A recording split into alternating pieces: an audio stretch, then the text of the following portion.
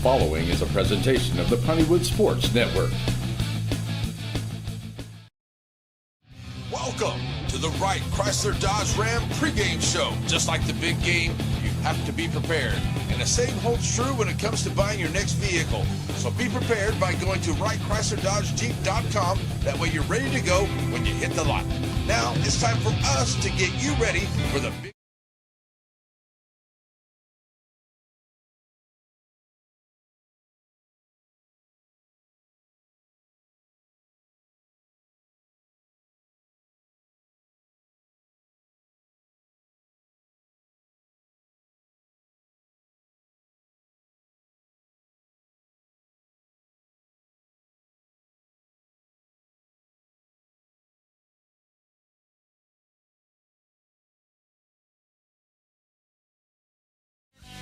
Wright Chrysler Dodge Jeep in Center proudly supports all the students and schools of the Piney Woods. Stop by the lot and feel free to check out all the wonderful vehicles we have to offer, no matter what adventure you're planning on taking.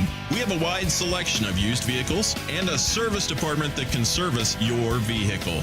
Get all the info you need about your next vehicle online. That way you're prepared for your car deal when you hit the lot. Wright Chrysler Dodge Jeep in Center.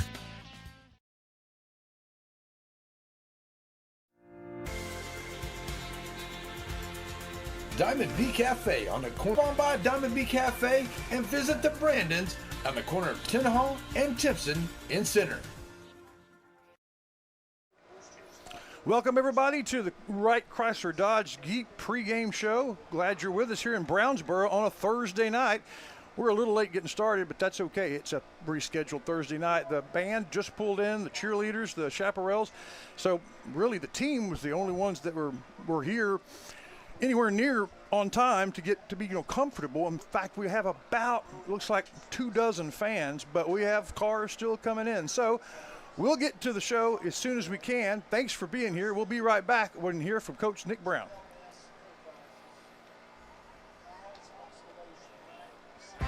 What's that old State Farm slogan, like a good neighbor, State Farm is there? Well, that could not be a better description than Chris Mayfield of Mayfield State Farm. Since he came to town close to 20 years ago now, he has been the quintessential good neighbor. The same thing true of his insurance agency, Chris Mayfield State Farm.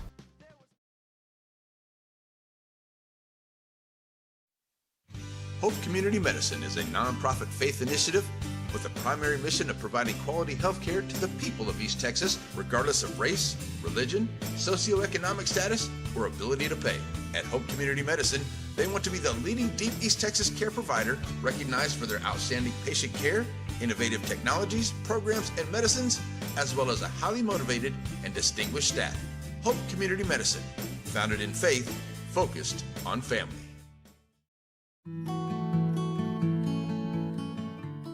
One of the things that Scott Watson was passionate about was staying up to date. He wanted his facility to be comfortable, but not comfortable like you remembered it growing up. From the lobby to the spacious and modern chapel, Watson & Sons never stops getting better. The Watsons, their family serving yours. Welcome back, everybody. It's the Wright Chrysler Dodge pregame show here. Internet is taking a moment to settle in. Hopefully I'll do that. So if you see some skipping early on, that sometimes that happens when we go away from the friendly confines of the ranch. But Chris Wallington did sit down after the Coach Nick Brown show at the Pizzeria. Note the pizza sign in the background when he sat down and talked to Coach Nick Brown about this game.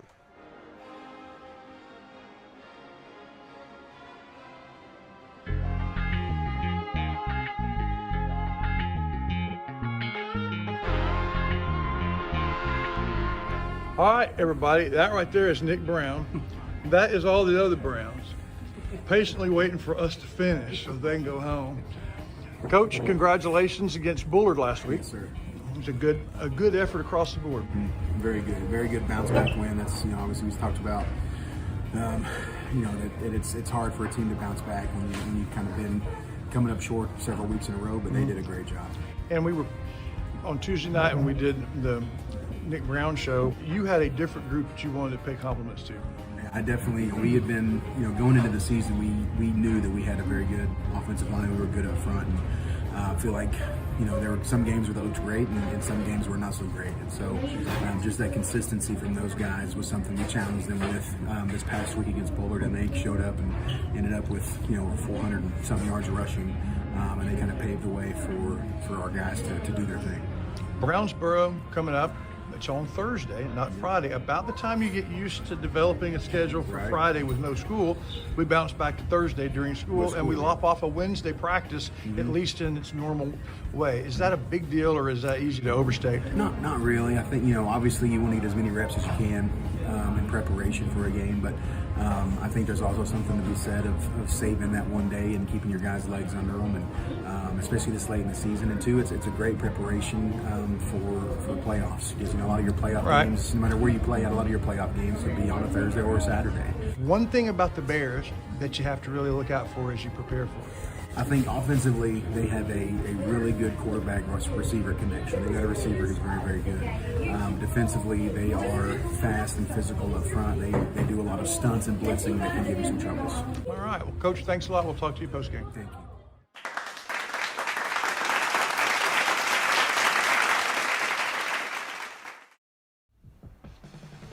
JBA Financial Services brings you Coach Talk, and there's a reason for that.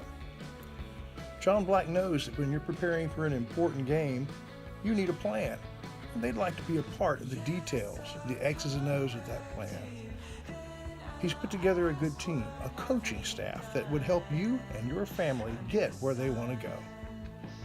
At JBA Financial Services, they're working to secure your family's future. We say thank you to these fall sponsors who bring you Rough Rider football all fall long. Chris Mayfield State Farm, Shelby County's good neighbor. Down Home Storage. Take your down home clutter to Down Home Storage. At Joe's, it's not just a car wash, it's a car spa. McAdams Propane, keeping you warm in the winter and your outdoor kitchen going all season long. And Watson & Sons Funeral Home, their family serving yours.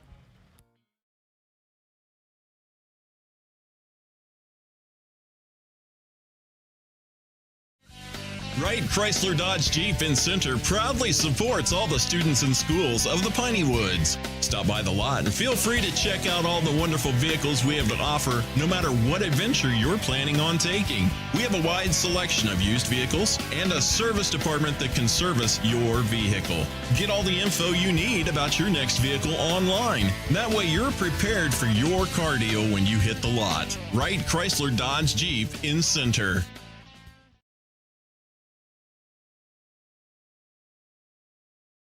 I haven't heard. Everybody, welcome back. It's the Wright Chrysler pregame show here in a slightly abbreviated version, but we got approximately 10 minutes to kick off. So we do have a neutral zone where Chris Wallington sat down. Who'd you talk to, Chris? Daniel Flores, who is going to state in something, and I thought, hey, it may be a football game, but let's talk about that. Daniel Flores, who's that? The maestro. The maestro of the soccer, but he's also is pretty fast in the cross country. Pretty impressive. Here's Daniel.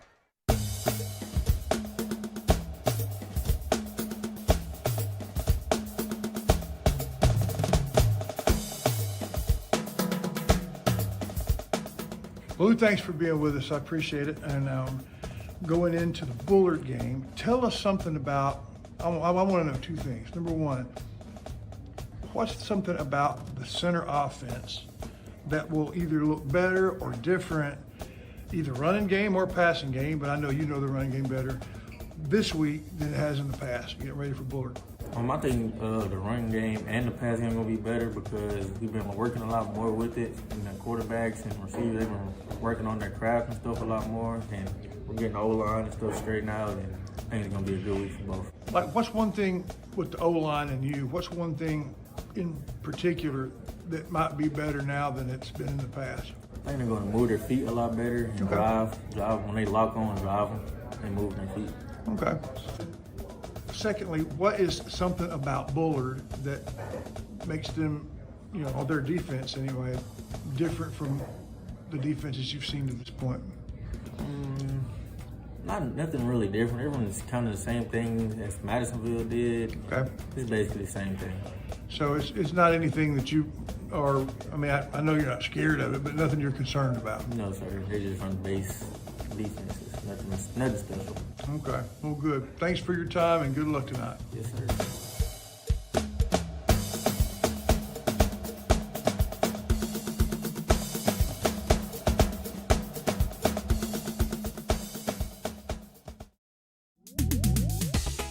When you think Center Motor Company, Billy Don, what do you think? Trucks, and more trucks. They have pre-owned vehicles. Yep, and a lot of them's are trucks from all brands, makes, and models. But the Ford trucks, man, they got a fleet of them. Yes, they do. Come on down to the corner of Hutcherson and Hurst, Center Motor. Everybody, welcome back. It's the Right Crosser pregame show, and that was not Daniel Flores. Just in case you missed it, that was Bluford the Bludgeoner talking about last week about Bullard and what we did to them, which was basically bludgeoning them to well over 450 yards of rushing offense. It was a good performance indeed. Yeah, we will try to catch up with Flores when we get a moment. But now we're trying to catch up Jay with Matney, the blimp. Is that you? Yes, sir. Oh, okay, I need to turn We you have up. we have the there we go. Bowles Feed blimp line. We have Captain Jay Matney. Captain Jay, did you find Brownsboro okay? Brownsboro. Yes. Oh, yes, good. I did. Because I thought, oh my Yeah, goodness. sorry, we ran into a little navigational error. When there's East Texas is so barren, the service is. Well, that's true. So. That is true. We're having the same problems. We're not playing tomorrow night because of weather. As far as you know, our weather's okay now, right? We're not going to get a surprise shower because how ironic that would be. Yes. As far as I know, we should be good. Okay. Well, are you? I mean, not a lot of games playing tonight. What games are you following? There's not. But I was able to find some good ones. We have Rusk Eagles visiting the Athens Hornets. Okay. And the Carthage Bulldogs are up 14-0 early in the first quarter against the Bullard Panthers. Okay. That one's already started at 7 o'clock on school night. Well, that's good. Thank you. I'm glad to know that. Those are the two that are of importance to us. When you call back at halftime, I want to get your scouting report on the San Antonio Spurs. Oh, I can do that. Yeah, I can do that. You were there on opening night, so. I was. Actually, the CEO of Northeast Texas Credit Union, Jack Howell Wallington, invited me to his suite, so it was a good time. Well, that's great. He didn't invite me, but we'll deal with that when I get home. Jay, thanks. We'll call you at halftime, okay? Yes, sir. Thank you. Jay Matney of the Bowles Feed Blimp. Appreciate Ken and Cecilia for being a part of this for such a long time.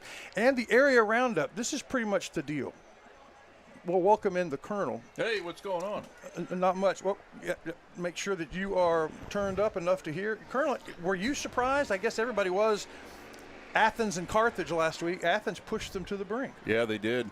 And, we'll get a chance to see what they look like up close. On Halloween. Yeah. Yep. I think Athens can throw the ball around the yard pretty good. And, maybe we put a little pressure on the quarterback because I think we can match up with Athens running the ball. So maybe we'll turn that into a game. I would like that. Though Athens did lose, and they are 1-1. Center's 1-1. Yep. Identical records. Yep. And that would pick Bullard 1-1 as well. So we are in a 3-way tie. Correct.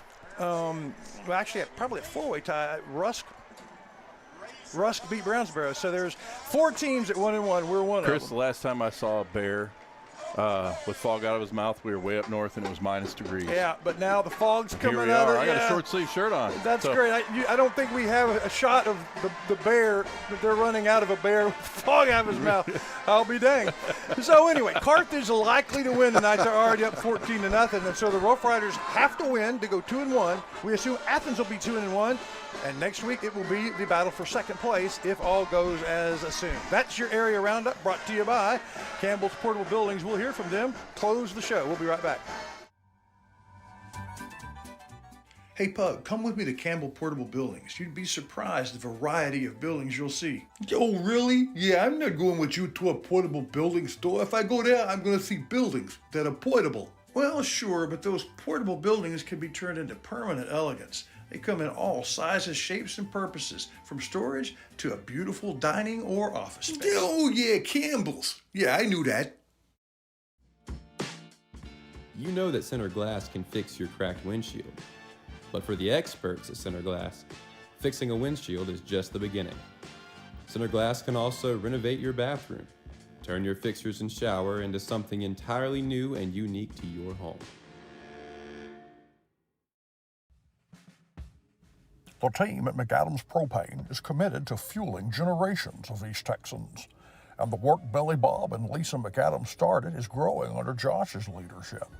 What began in Center has grown into Livingston and Marshall, Henderson and Carthage. For propane, it's McAdams. Welcome back here, everybody. We are at the tail end of the Wright Chrysler Dodge Jeep pregame show.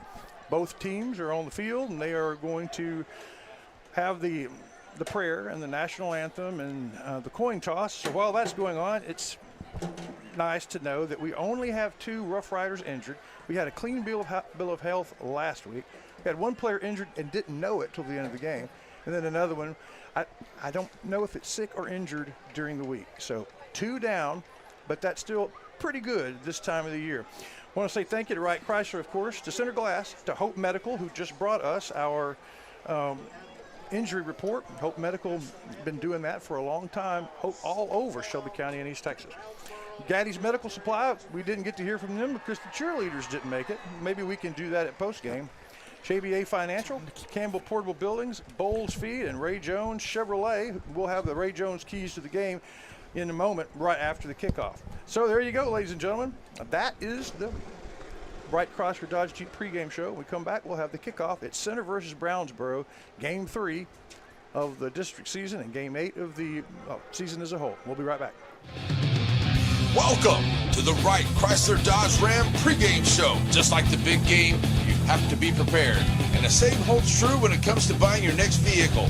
So be prepared by going to WrightChryslerDodgeJeep.com. That way you're ready to go when you hit the lot. Now it's time for us to get you ready for the big game. The Wright Chrysler Dodge Jeep Ram pregame show starts now.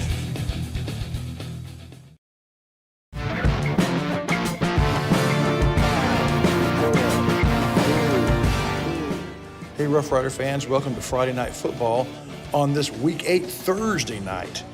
Game 3 of the district season. The Rough Riders started 2-0 on the year, then losses to Dangerfield and to the Griffins of North DeSoto and Madisonville. We ended up 2-3 in the pre-district play. Then Carthage did what they did to extend the losing streak to 4. But last week, we rebounded against Bullard, tied for second in the district, state number 40. The Brownsboro Bears have struggled this season with just one win early against the Jacksonville Indians. They've already lost 2 district games to Athens and to the Rusk Eagles.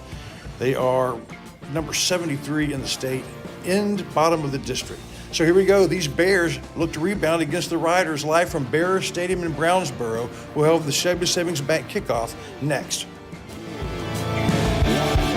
Tranquility Base here. The Eagle has landed. Shelby Savings Bank has come a long way since it was established in 1982, and the good folks that work at Shelby Savings Bank really enjoy doing things in the community and for the community. And they would like to encourage everyone to please shop local. For all your banking needs, please visit these wonderful Shelby Savings Bank locations, with 2 locations in Center, locations in St. Augustine, Palestine, and Lindale.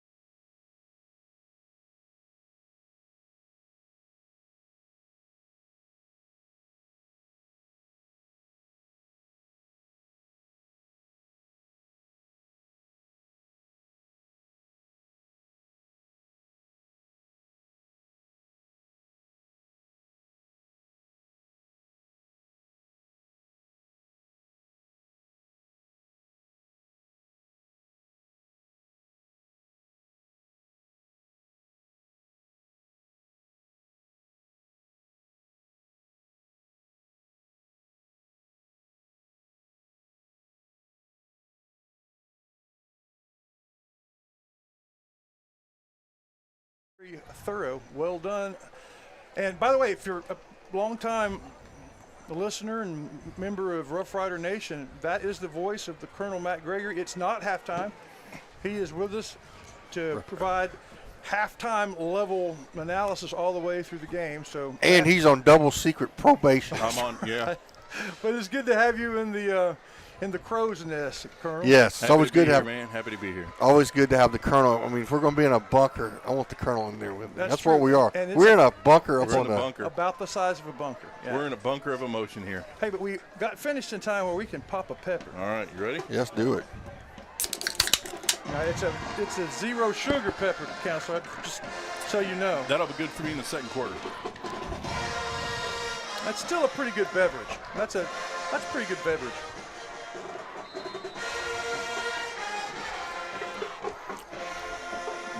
That is the Brownsboro band. It is.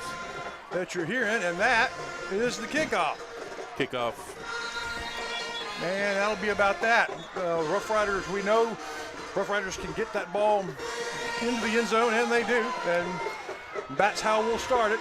Rough Riders on defense. I think it's interesting to note here at Brownsboro, if you kick the ball hard enough and far enough here in Brownsboro, Texas, you will hit traffic. Yep.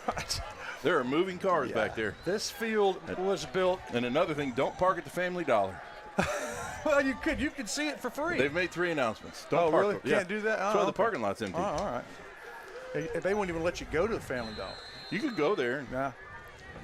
Brownsboro police ticket you. All right, so here we go. If you're listening to us, the Brownsboro is in their blue jerseys, their blue home jerseys, Rough Riders in white tonight. And there's the snap, the first handoff to number 8, going around the right end. Rough Riders in pursuit. He never really made the corner. Outstanding job of stretching that out. Really good job. We had good support coming off the top. Safety showed early, made him continue to bounce. We just ran him laterally. So it was a nice run of about, 20 yards. It's just they only gained about a foot. It's only nice if it goes towards our own zone, Chris. That's right. It's Bullard's turn this week to have their pink footwear on, as it's Breast Cancer Awareness Week. Bullard or Brownsboro? I said, and I will say Bullard 2 or 3 more times. Keep correcting me. This is Brownsboro. Same color, same part of the world. And it's second down. This time, the handoff the other way around. Closed quickly. Oh. And hit by 3 Rough Riders. Good cut up inside. 2 Rough Riders were going to clean him up. He cut away from them, but he ended up getting the worst end of the deal as 3 Rough Riders knock him down. That was number 25. Eli Lout was the first guy there. Of course, Mr. Nasty comes in and delivers a cleanup shot. Third down, and if we were from Brownsboro, we would say 6. Since we're from Center, we'll call it 7. See if the Rough Riders can hold him here. Ball on the 33-yard line. Sorry, 28-yard line. Quarterback back, looking downfield, decides to run it. Pulls it down, stumbles. Don't know if he'd have made the first down because Atkinson was in pursuit, but he certainly wasn't if he knocks himself down. That was a really good job of staying disciplined in our rush lanes there. We didn't run past the quarterback and leave a bunch of room for him to run. He was kind of funneled in, and he saw 21 filling in that funnel. Yes. And he decided, I got a trip right now. He may have seen the film of the quarterback getting his head dislodged. Yeah. He started running, I thought, really before the pressure was coming, but whatever the case, Rough Riders hold. They pick up about a grand total of 4 yards on 3 plays. Punter standing with his heels on his 16-yard line. Low snap, bounces past on the him. ground. We're going to get the ball. Great field position. Yep. And down he goes. Wow. That was number 15. That would be the I hear he's captain. getting a field commission this week, right? He is the captain. Number 15. There were several riders back there pressuring the punt. It was Grant Gregory.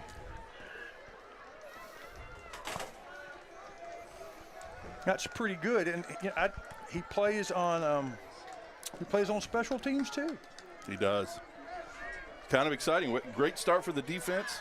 Big play on special teams, aided by a mistake by Brownsboro. Here we are. We're in the red area. Keys of the game right here. Yeah. Take charge when you have a chance to get in the red. We're starting in the Chris Mayfield State Farm red zone. Need to finish in the red area. The snap to Wolf, hands it off to the right. Cuts it inside. Cuts inside, yep. It gets tackled at about the 6-yard line. Good job stretching it out. Find a little crease by Bluford there. Getting what he could. Some of the sticks down here. It's a gain of about 5. Yeah. Bring up 2nd and 5. We're having to lean our heads literally out the window to see to our right, find where the chains are, which are on the visitor side. We're on the visitor side as usual tonight. 2nd down and about 5. There's the snap. There's Inside. the handoff up the middle and met pretty much at the line of scrimmage. Bluford surges past the 5, lands at the, well, they're going to mark him, it looks like right at the 5. They're coming hard off the edge there. If we pull the ball, there's nobody left in a blue jersey. So 3rd down and 3. We got to get roughly to the 2-yard line. There's the snap. Same quickly. play. Got faked it and Looky went the other way. And Looky Wolf there. is untouched until he crosses the goal line. You called it, Colonel. They were coming hard off the edge. Colonel called it. You got to keep them honest, man. It's unsound defense to vacate a defended area to help somebody else. There was only one defender, and they're going to snap it straight to Wolf, who's going to run it in for the 2nd time. There we go. How about that for conversion? 2 3-yard runs for a total of 8 points. Jumping on them quick. 8-0 here in Brownsboro. You know that Ace Hardware of East Texas is all the hardware you need, but there's a lot of other things they have too. Fun things for your camping trips. Fun things to wear when you go outside. For the 4th of July barbecue, to the housewarming in the fall, to your Christmas shopping and clothes for all year long, it's Ace Hardware, the helpful place of East Texas. Batters Law Firm is your first choice in personal injury law. Jeff Batters and his staff lead the way in the area with Best of Nacogdoches and Best of Lufkin votes over the last several years. If your case matters, it's got to be Batters. Everybody, it's time for our Shelby Savings Bank kickoff. It's the 2nd one of the evening for the Rough Riders. All kickoffs brought to you by Shelby Savings Bank. All right, Colonel, we'll turn it over to you. We're doing a camera issue down there. And maybe we got that fixed. And there's a deep kickoff, and it's going to be returned. Takes it out at the 1. Oh, there's a little cutback lane, but not quick enough to get through there, Colonel. It was, but there was a lane right through there. There was. Ryder squeezed it off there around the 24 to the 25. That'll bring up 1st and 10 for the Bears. Hopefully we don't let them cross the 30. All game long. On this series. Another good stand by our defense. We talked to Coach Brown about his defensive goals. Defensive goals, again, are come out aggressive. We want to be able to be a little bit more multiple, and we want to be able to be a little bit more consistent. Last week we were really good on 3rd down, and 4th down we want to win 1st down. Tonight was our big goal that we talked about this week. And they did that the first possession, Sure 1st and 2nd down. Here goes 1st down. Got trips to the left. One running back, one to the right. And the snap, he looks to his right, throws it. Nice inside pattern. Crosses the 35, should be good for the 1st down. Yeah, they ran the slant back to the inside vacated flat area. Nice pat. Now, so I told you, he's a real efficient passer. If they catch the ball, it helps them get down the field. But they struggle in the red zone because that field shrinks on you. And one of these receivers may play on Saturday somewhere. I mean, all may, but one is particularly outstanding, and I think it's number 11. This time they have 2 on each side, running back to the right of the quarterback after their first down of the ball game. Man in motion, faked it to him, quarterback keeps it right up the middle, finds a lane, gets into the secondary, crosses midfield, good blocking. Got one man to beat, won't beat him, but he'll get all the way to the 30-yard line. That's the biggest gain, obviously, of the game. Yeah, they faked the old jet sweep, got people to commit. He found a little room. Couple missed tackles back there and turns into a big play. Couple missed tackles, couple of good downfield blocks, and he gets all the way past the 30-yard line to the Rough Rider 28-yard line, and good gain for Brownsboro. Brownsboro shut out last week in the 1st half and then came back, scored 3 touchdowns against the Eagles, ended up losing 28-21 in what ended up being a 2nd half controlled by the Bears. 3 to his right, 1 to his left. Back standing next to him. He rolls to his right, looks back the other way. Got a screen coming. And it was a good screen. Number 6 lowers his head and plows over the Rough Rider, number 23, who ends up making the tackle, but not before he pays for it. That's Anthony Torres on the tackle, but a well-designed short yardage play. Few of the riders diagnosed it. We just didn't get there in time. Since you have a second. We got to defeat those before they get going. Define tunnel screen. Blockers coming from the inside out and receiver going from the outside in. Mm-hmm. It's like he's running behind a wave. That's like right. A tunnel. It's in a tunnel. And he sold it by looking to his right. You got to diagnose that by the guy that's retreating and jump that screen. Second and short, quarterback back. He runs up the middle into the pocket, finds some room, manages to outrun Atkinson, who wanted it bad. Good stop on the outside.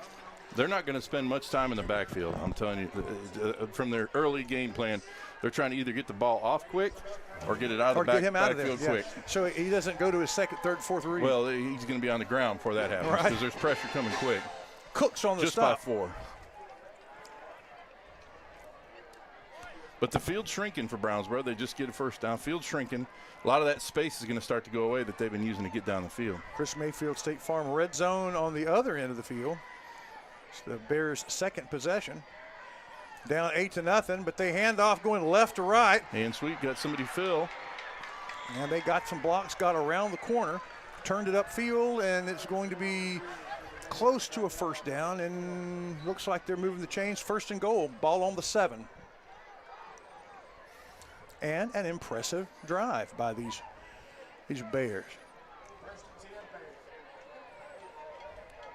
What I'm hoping is that these are the best play, the best bullets in their gun. Yeah. They'll shoot them early, and then the Rough Riders will adjust and take them away. But this has been pretty impressive. If we just shore up the edge there, the alley, as they call it, I think we'll be in good shape. Quarterback takes it, hands it off to his tailback, tries to go forward, bounces it outside, finds the corner, lowers his shoulder. He is in for the score. See, that play was designed to go inside the tackles, and he bounced it out. And our secondary run support just wasn't there on the perimeter.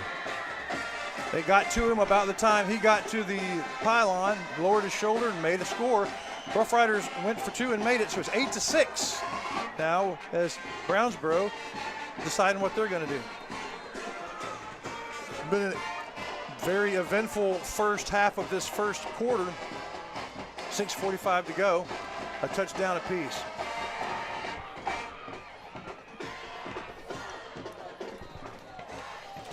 Man, they're going to set a play clock for him? They just started the play clock. Play clock's just running. I don't know if I like that. Yeah, whatever there's confusion as the quarterback talking to the coach trying to get the play, but they had plenty of time for that.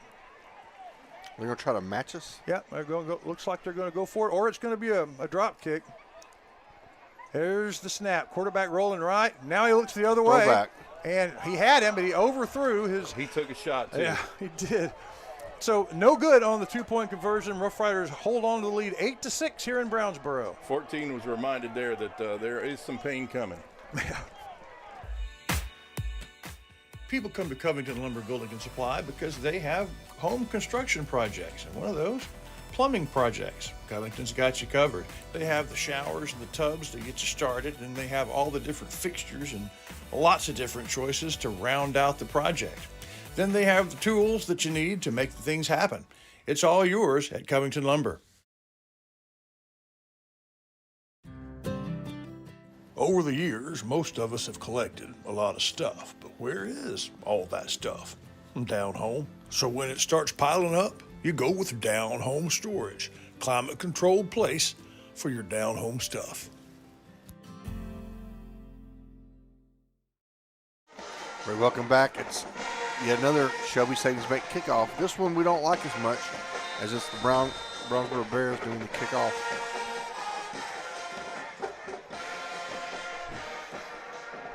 And teeing it up, as always, on the 40-yard line. We'll see what kind of leg this kicker has, what their kickoff strategy is. And it's a short kick to about the 17-yard line, fielded by a Rough Rider on a dead sprint. Gets to about the 35 before anyone hits him, and then everyone hits him. So he'll mark it at about the 37-yard line. That's where the Rough Riders will start their second possession. The first one came after a punt over the head, or well, not really under the head, just misfielded by the punter, and he had to go chase it. Drive started on the 17. Took 2 or 3 plays to score. But now this is a real live drive starting in Rough Rider territory, so not the first possession, but it kind of feels like it is. Yeah, it looked like he had a little room to the right there. But good return anyway. We'll take it outside 35 any day of the week. That's right. Rough Riders with 3 receivers right. And Bluford in the backfield, he is hit head on, but he bounces like a pinball to the left, gets the first down, stiff arms away across midfield, down close to the 40-yard line when he stopped. Now, you know, every run is a team effort, but Gregory, that was a lot of that was Bluford's gift. Yeah, there was. Our left tackle was on skates. They're getting pushed to the backfield, and Bluford bounced off him. And good news is, kind of like the issue we had last series on defense, there was nobody in the alley, so Bluford just took it out there, and we all know what kind of speed he's got. Yeah, got across the 40 to the 39, first down. So Ray Jones first down, and he hands off to him again. He's met in the backfield this time immediately by a secondary player who read that perfectly. He was going to his right. The secondary player met him, and it's a big loss, a loss of 5. It'll be a linebacker that just read his key and shot the gap, didn't get touched. Yep. And sometimes that works out. It worked out there, Sometimes that works out. If we touch them, though, they got problems. Second down and 15. 3 receivers to the right again. Wolf looks to the left, throws low. Did it bounce to him? Yeah, they're going to call it a reception, but it's going to be a reception of about 2 yards. Too low for the receiver to do anything with it. So brings up third down and about 13. Given where we are on the field, as long as you move forward, likely it'll be a 4-down series. We'll see. 2 on each side this time. Bluford in the backfield with Wolf. Wolf takes it. 2 steps back. Gonna go deep, and there we go. There's gonna got be a flag on the play. Cooks slipped, or he was tripped. Yeah, there was a whole lot of Rough Rider jersey in that DB's hand. Okay. That helped him slip. Yeah, that's right. Well, that's going to work out for the Rough Riders. It's going to be a first down. It does work out for the Rough Riders. I agree, Chris. It also worked out for the Bears because that very well could have been a touchdown. Yeah, that's one of those penalties that might have been a smart penalty. I guess there are some times when you commit a penalty and the coach goes, hey, "Good job, man." Yeah, there's some they say, "I'll take the flag over the touchdown." So Rough Riders with a Ray Jones first down, 27-yard line, handoff up the middle. This is Villegas. He gets across 25, plunges down to the 23. Good for about a 4-yard gain right up the middle as that 2-back platoon. Well, they've gotten the second back involved now. They mark it at the 24. Called it a gain of 3, 2nd and 7. Hurry up offense, no huddle. 3 receivers to the right, 1 left. Villegas next to Wolf. Wolf takes 3 steps back, looks, decides to throw the ball against his body, and he just can't quite get it there. Had number 7 on the, but J.K. Barnes couldn't get there. I'll take that throwaway. It's third and brings up 3rd and 7. Yeah. And just like before, 3rd and 7. Hopefully we pick it up. As long as you move forward, probably not going to be a field goal from there, so likely 4-down territory.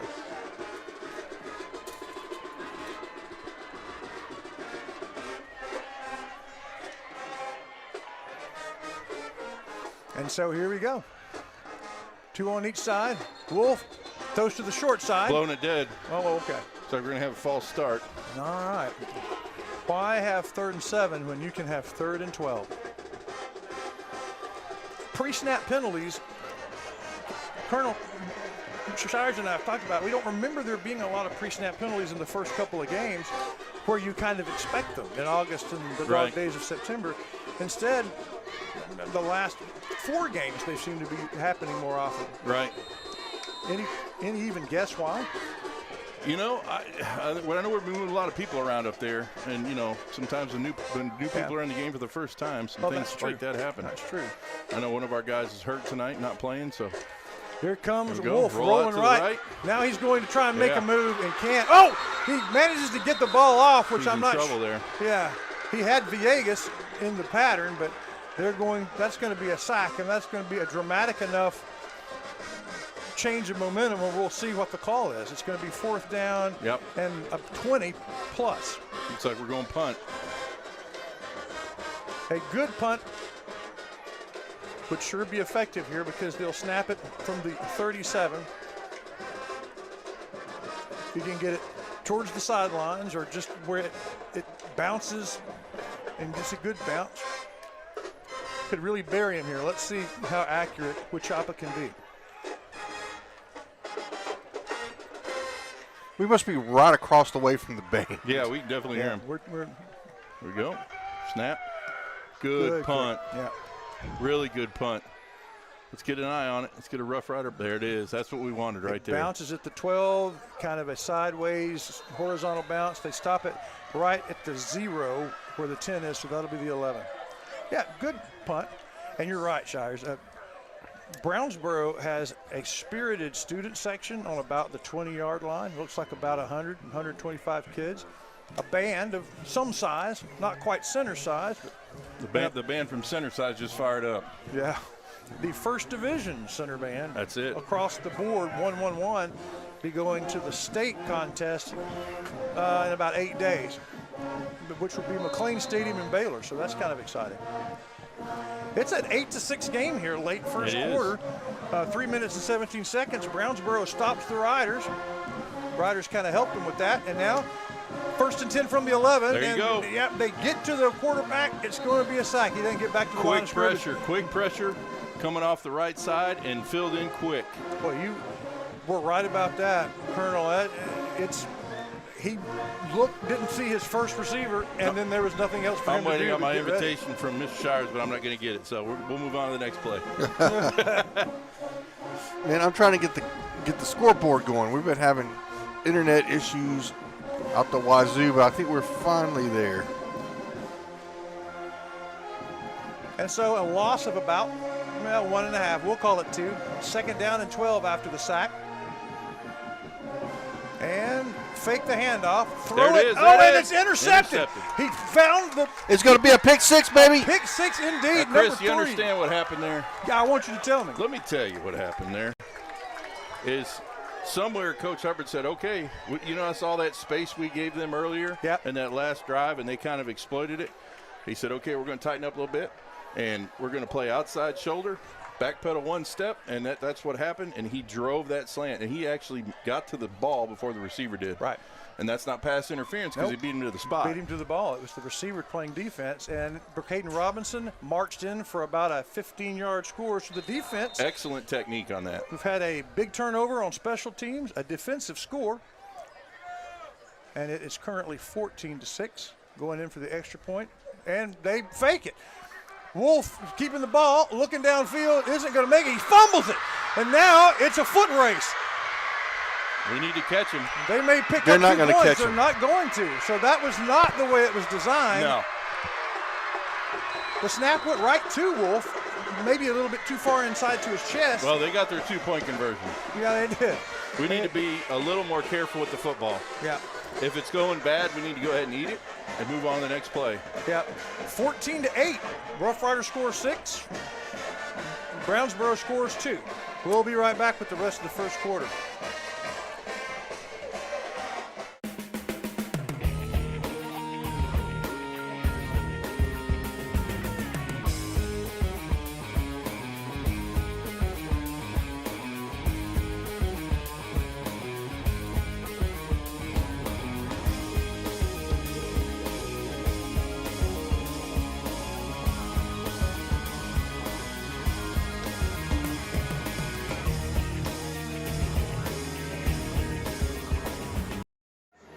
All right, time for yet another Shelby Savings Bank kickoff again. Counselor, Third one for the this Riders. game's been hard to celebrate.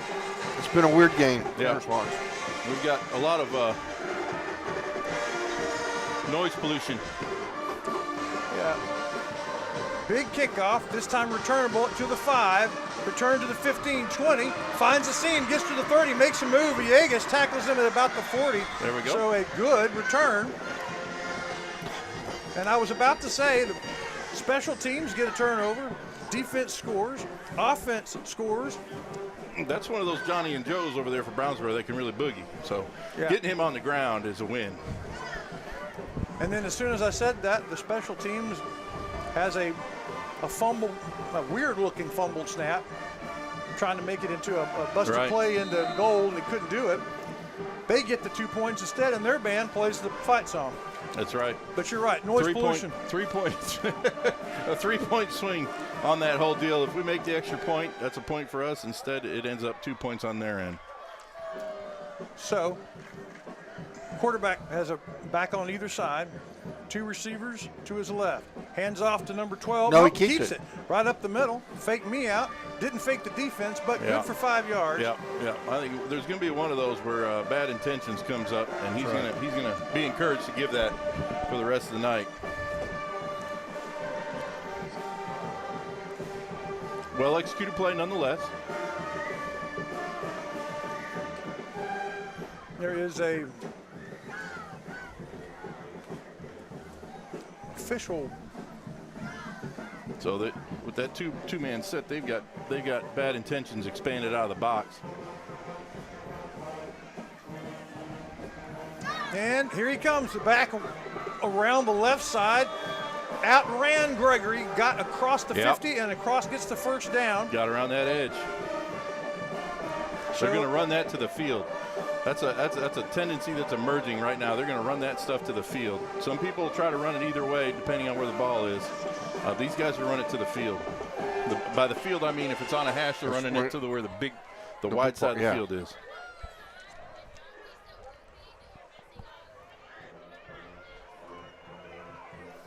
Okay, first down, ball on the 48-yard line. A surprisingly resilient Bears team. Hands off to number 12 up the middle, and had the hole, and now he's off to the races. He's going to be run down. We're really having a hard time with our interior run defense. Number 12, Zacchaeus Villegas, prevents the score, but tell me about what's going on defensively in the interior. We're getting blocked inside. That's what's going on, and they're not having to cut or anything. They're getting free release to our second level defenders, and by alignment, we're kind of out of position. So they get across the 20 into the Chris Mayfield State Farm red zone for the second time tonight. Last time they were there, they came away with a score. Because the 2-point conversion went the way it did, it's just a 6-point game. Brownsboro looking to tie this in the late first quarter. Take the lead and we kick it. Yeah, with an extra point. And so the snap, the handoff, nope, the quarterback keeps it. Boy, I tell you what, quarterback may regret keeping it as Atkinson put him down on his back. Still got about 3 or 4 yards. I'm not comfortable with that. Yeah. There was a lot of room out there for him to work with. The back that he faked it to was stopped like a brick wall, but didn't have the ball. So good for about, 3.5 yards?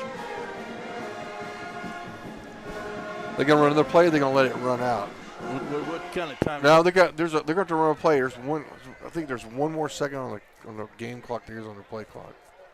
Well, I'm not sure. Yeah, I guess they got that math right. They were lining it up. Back on either side, 2 receivers right. And that's it. That should. That should be delay of game. Yeah, the play clock ended. What are we going to do here? Referees, did you have the math right? They're talking about it. They're talking about it.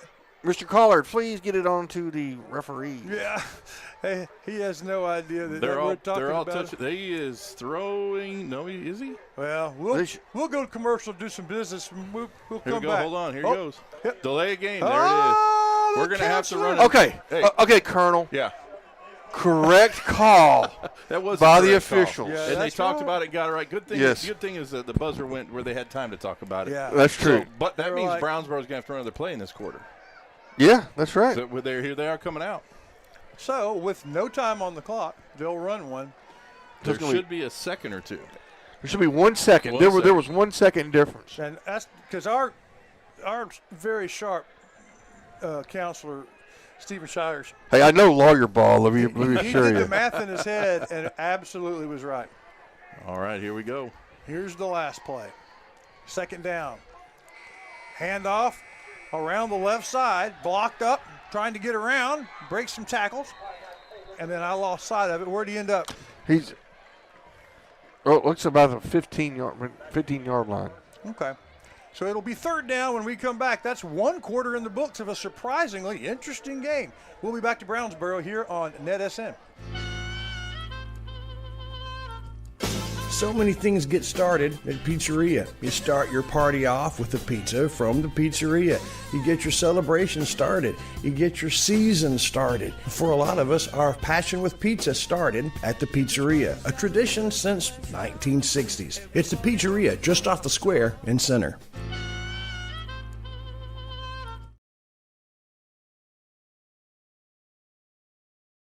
Have you sustained a bone, joint, work, or sports injury?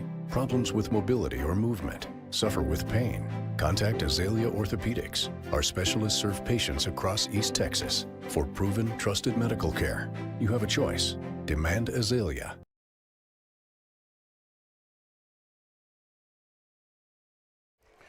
Welcome back, everybody, to the second quarterback here in Brownsboro from the Bowles Feed Blimp, the Batters' first quarter scoreboard.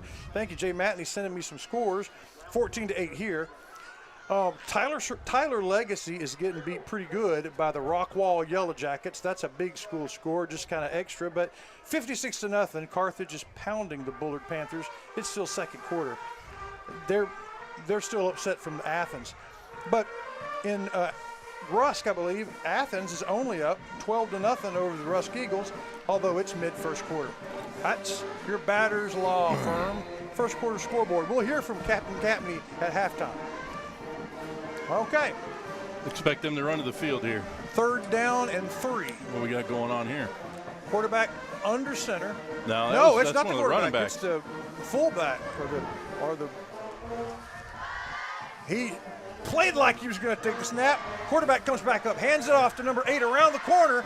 He gets the first down, lowers his shoulder. Did he get into the end zone? A nice little calling him out at the 1. Nice little harmless ruse there. I thought he was out of bounds, but here comes the extra point team. He never signaled touchdown, did he? That guy didn't, but they're putting it on the board. Yeah. Well, why would you call that, Colonel? That's just a hand sweep. I mean, there's nothing coming off the roof there to support the run on the outside, and we're not getting out there to stretch it at all. Might have been being distracted by the wingback coming over and getting under the center, but whatever, it worked. And on 3rd and 3, they go 8 yards for the score. Extra point to take the lead here on the first play of the second quarter. It's up, and it is good. It's Brownsboro 15, Center 14. All right. Early second quarter. They threw their hat down. What are we going to do? That's right. They threw it down, didn't they? The Friday night lights are shining, and we are teaching driving. CDL Training Academy is your resource to a better career. Come and get trained and get tested right here in Henderson, Texas. CDL Training Academy. Visit our Henderson, Texas office or online at cdllearn.com.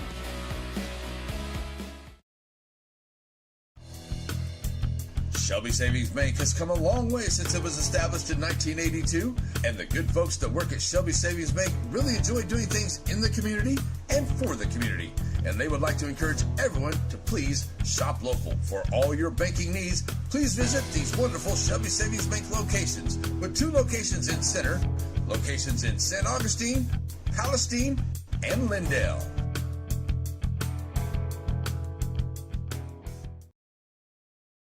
Everybody, welcome back. You just heard from Shelby Savings Bank, and it is the Shelby Savings Bank kickoff. It's going to be short. It's going to be returnable. Take it at the 20. If we get around this corner, this could be business.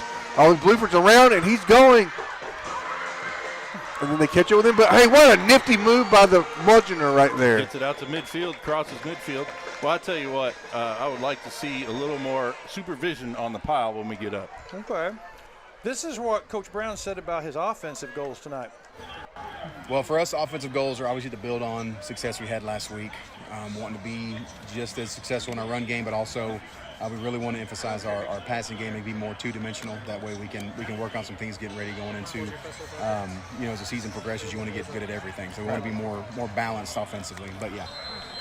And so far, that's been a first quarter struggle as the Rough Riders have it for the first time in the second quarter. And another key was, remember we talked about taking care of the football. Right.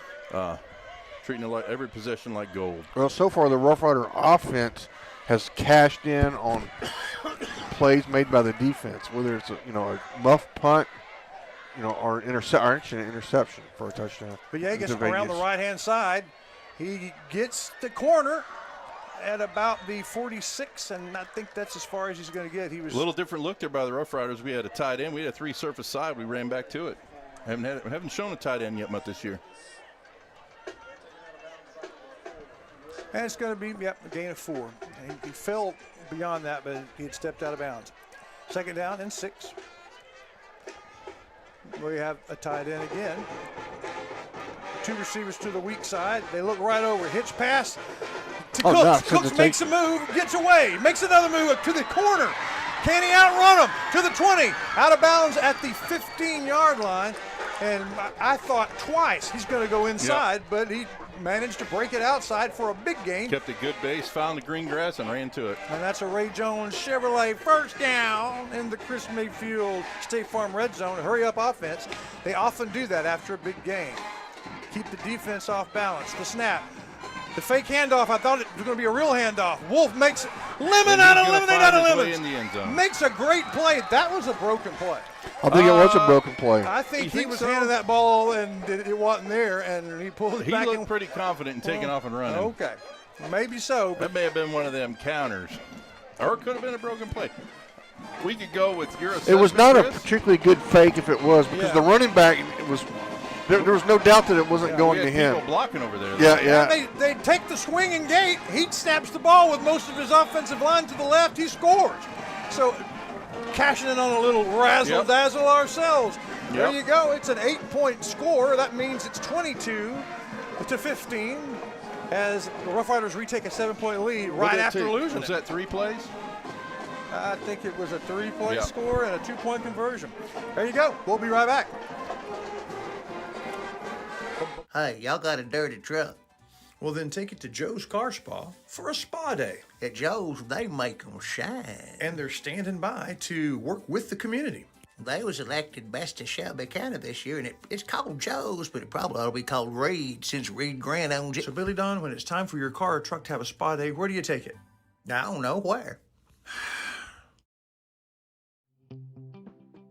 So if you need a new set of tires, Center Tire's the place to go? Check. What if you just need one tire repaired? Check. But what if your car needs an oil change or it needs to be aligned? Check and check. It's all there at Center Tire. Everybody, welcome back. So, Chris Wallington, what do we got going on? I was fixing to play some music as we came in but you can't because one band or another is trading, and I think that's great. It's just, I'm not going to get to play my music. There we go. Little Poochie kickoff to the 30, and it's fielded. He's going to run it back. And it's going against the grain. Can he get around the corner? He can, to the 35, to the 40. And a late flag thrown about 20 yards by the field judge. On our side, typically that means they did something wrong. That's a blocking infraction of some sort. Yeah. I never played a down of special teams, but tell me why it's so difficult not to block in the back. Why it's so difficult not to? Yeah, why is it? Oh, because things are moving and happening at such a high speed that you could be lined up for a block and that guy changes direction, you're committed, or sometimes a little lapse in momentary discipline sneaks in. So I'm going to block him anyway. And, if you watch any given play on tape and look at everybody, it's a good chance that there's probably 7 of those and they caught the one guy kind of thing. Yeah. By definition, you can find it anywhere. You can find a lot of holding because some people don't like to move their feet as much, but we know that things are just happening so fast. Yeah. Sometimes it really doesn't happen at all, and the commentators, such as in the OU Texas game, the commentators just made it up. It just didn't happen. Or you could be at North DeSoto where the announcer decides that he's going to start officiating the game. That's right. Tell you what, we need to counter that with Mayfield because Mayfield will do that. That's a trick play. A double reverse pass. We could be picking this off. Yes, sir. Oh, no, we dropped it. Oh, it's all right. Very well done by big number 3. Rough Riders were all over it. Racaden Robinson. And it was not fooled. They even released people late, and we had people covering them. Yep. But hats off to Brownsboro. They're pulling out all the stops. Why not? Well, yeah, they got to have this one, man. Yeah. By the way, mathematically, the Rough Riders win tonight. They are guaranteed a playoff spot, and that's as you climb up your goals. First is get the playoffs, and then improve your positioning. Brownsboro, I think, a loss, and they're out. Here we go. So ball. The He picks it handoff. up. The quarterback thought it was a handoff. He did. And the running back thought it was a fake, or vice versa. It hits the ground, heads up. They're able to pounce on it. Now, Chris, I'll tell you, the good thing on that is we had people committed to tackles. Okay. So we've diagnosed how to read this stuff and feel it in game speed. Had they not been committed to tackles, we may have gotten a recovery, but we may give up big plays later. So. Right. Yep. Discipline. Okay. So they get a little bit out of that fumble. Mm-hmm. It's going to bring up 3rd down and 8 here. See if the Riders can get off the field. It's about time for the captain to get a sack. Nope, the quarterback's just going to run it right up the middle, design draw. He's in there with bad intentions there. Yeah, captain didn't get a sack, but he got the stop on He got 3rd some down. yards. I don't know how much they got on that. I can't. They're going to get It's to going about to the 31. be 4th and about 2. Okay, they get to the 36. Have to get to the 38 or 9. Is that right? Yeah. If they're rolling the dice, this is a good time to go for it. That's for a 4th and 3. 4th and 3 from the 36. 3 yards has not been a hard proposition for them tonight. So true. Well, they run that quarterback draw. They're either going to go for it or try to draw us We're going to bring offside. pressure off the edge. We're going to try to fill up the gaps inside. Oh, he's doing the hard cut. Right. Mm-hmm. See, I would have a play. There you go. Colonel, Coach just called timeout. If I was head coach, I'd have a play. I'd come up there and fake that, and right as the clock was running down, I'd go. That's right. When everybody because people were kind of relaxing as they've gotten settled into their stance there and start to ease up. I've had that same thought. Yeah. We want to say thank you to our friends at Rough Rider Oil and Lube. Got to take care of your engine, and not just once, all year long. Drop by. It's easy to do right there on Hurst Street. Most of us from Center and a lot of us from Shelby County pass by it daily, if not weekly. So zoom in. Big Rough Riders. It's right there in the name. Rough Rider Oil and Lube. With not Thanksgiving or Christmas, but Halloween, which is coming up. Yeah. You go to Mooney's Emporium. Mm-hmm. They have some stuff you can add it to your favorite beverage. Really? Yeah, like something called Witch's Brew. Oh. Yeah. Some other thing mix it in there with a substance of your choice, a refreshment of your choice. Is it ethical to do that sometime other than Halloween? I bet you could do it at any I time. imagine they would have something like Santa's brew. That's right. Well, Yeah. That's all. Make it seasonal. But you put in some of that stuff that Sammy Hagar makes, and it's Cabo Wabo and stuff, and it's really good. Wow. So you were talking about short yardage and different methods of going about it. Back in the day of it, when I was a kicking mule, we had the old GG, where we just yelled GG, we'd line up, and it meant goose and go. Yeah. As soon as he goose the center, snap it. Nobody else knew the snap count. That's right. Oh, we did that too. We called it sneak on. Short punt, taking a bear bounce. Good news is we were out there playing defense. Right. Let's see if we can't get one of them 3-play drives again. Keep our chili hot. Yeah, that's right. We did Sandy Colonel. We call it sneak on goose. Sneak on goose. We didn't. That's back before the huddle was the no huddle was existed. Yeah. So if we heard GG, we just lined up in our base formation, and everybody just knew they were stepping inside. That's right. But I was the only one that knew when to snap it. Exactly right. And it was a harrowing experience, to say the least. Oh, it was fun because it was basically a three-man game. Yep. Me, the guard, strong guard, and who the unfortunate guy was in front of us. 3 receivers to the left, 1 right. It's Villegas in the backfield he gets the call. Makes a move to the right. There we go. Move inside. We're gonna get a face That's going to be a face mask. Yeah. After a gain of about 5 yards, there's a face mask. Or at least that's the call, and that's what you could take that to the bank, Chris Wallington. Yeah, that's what, and Cooks is excited about it too. So I've noticed watching a little tape that Bears on occasion get out of position. They'll reach a hand out and grab a face mask or grab a jersey and have a few penalties there. So good job by Jason of recognizing it and keep running. So good job by the officials seeing what's going on. Ray Jones First down, Chevrolet first down by penalty. Quick pass over to Cooks. He takes it. He gets by his tackler. Well, I'm here to tell you that kid showed up to play tonight. Yeah. He did forevermore. Cooks is abusing the guy on him. He is, but we're getting the ball out. He's able to catch it and turn upfield and identify that first threat and then go for it. Good for about 16 yards across the midfield and the 45 to the 43-yard line. Another Ray Jones Chevrolet first down. 3 receivers to the left again. One of them is Cooks. The snap, the handoff to Villegas going to the left. He stuttered and went. He's going to try to outrun him. And he got around and broke 1 tackle, but 2 more came and picked him up. So that's going to be a gain of practically nothing. Well, maybe 1. So second down and long. Here in the opening third of the second quarter, if you're just joining us, the Rough Riders scored first. Brownsboro answered back. Rough Riders scored first, fumbled the extra point. Brownsboro got the 2 points. Then Brownsboro went up by 1. Yeah. Then the Rough Riders answered, held, and have a chance to go up now 2 scores. Second down and 9. Wolf, right over the middle. Good protection. He just dropped right down there in the middle of it, and he can run. Easton Wolf made the tackle. Yeah, Wolf said, I don't appreciate it.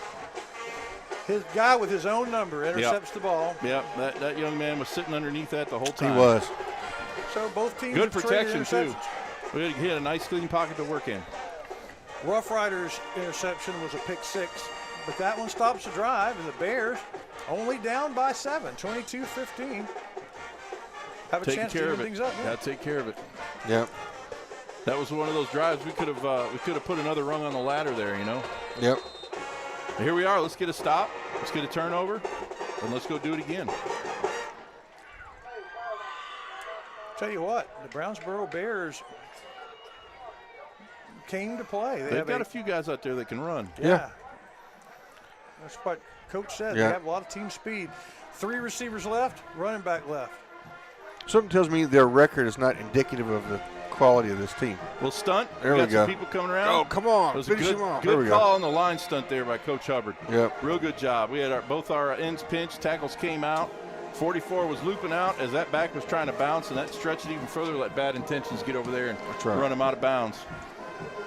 So 44, that is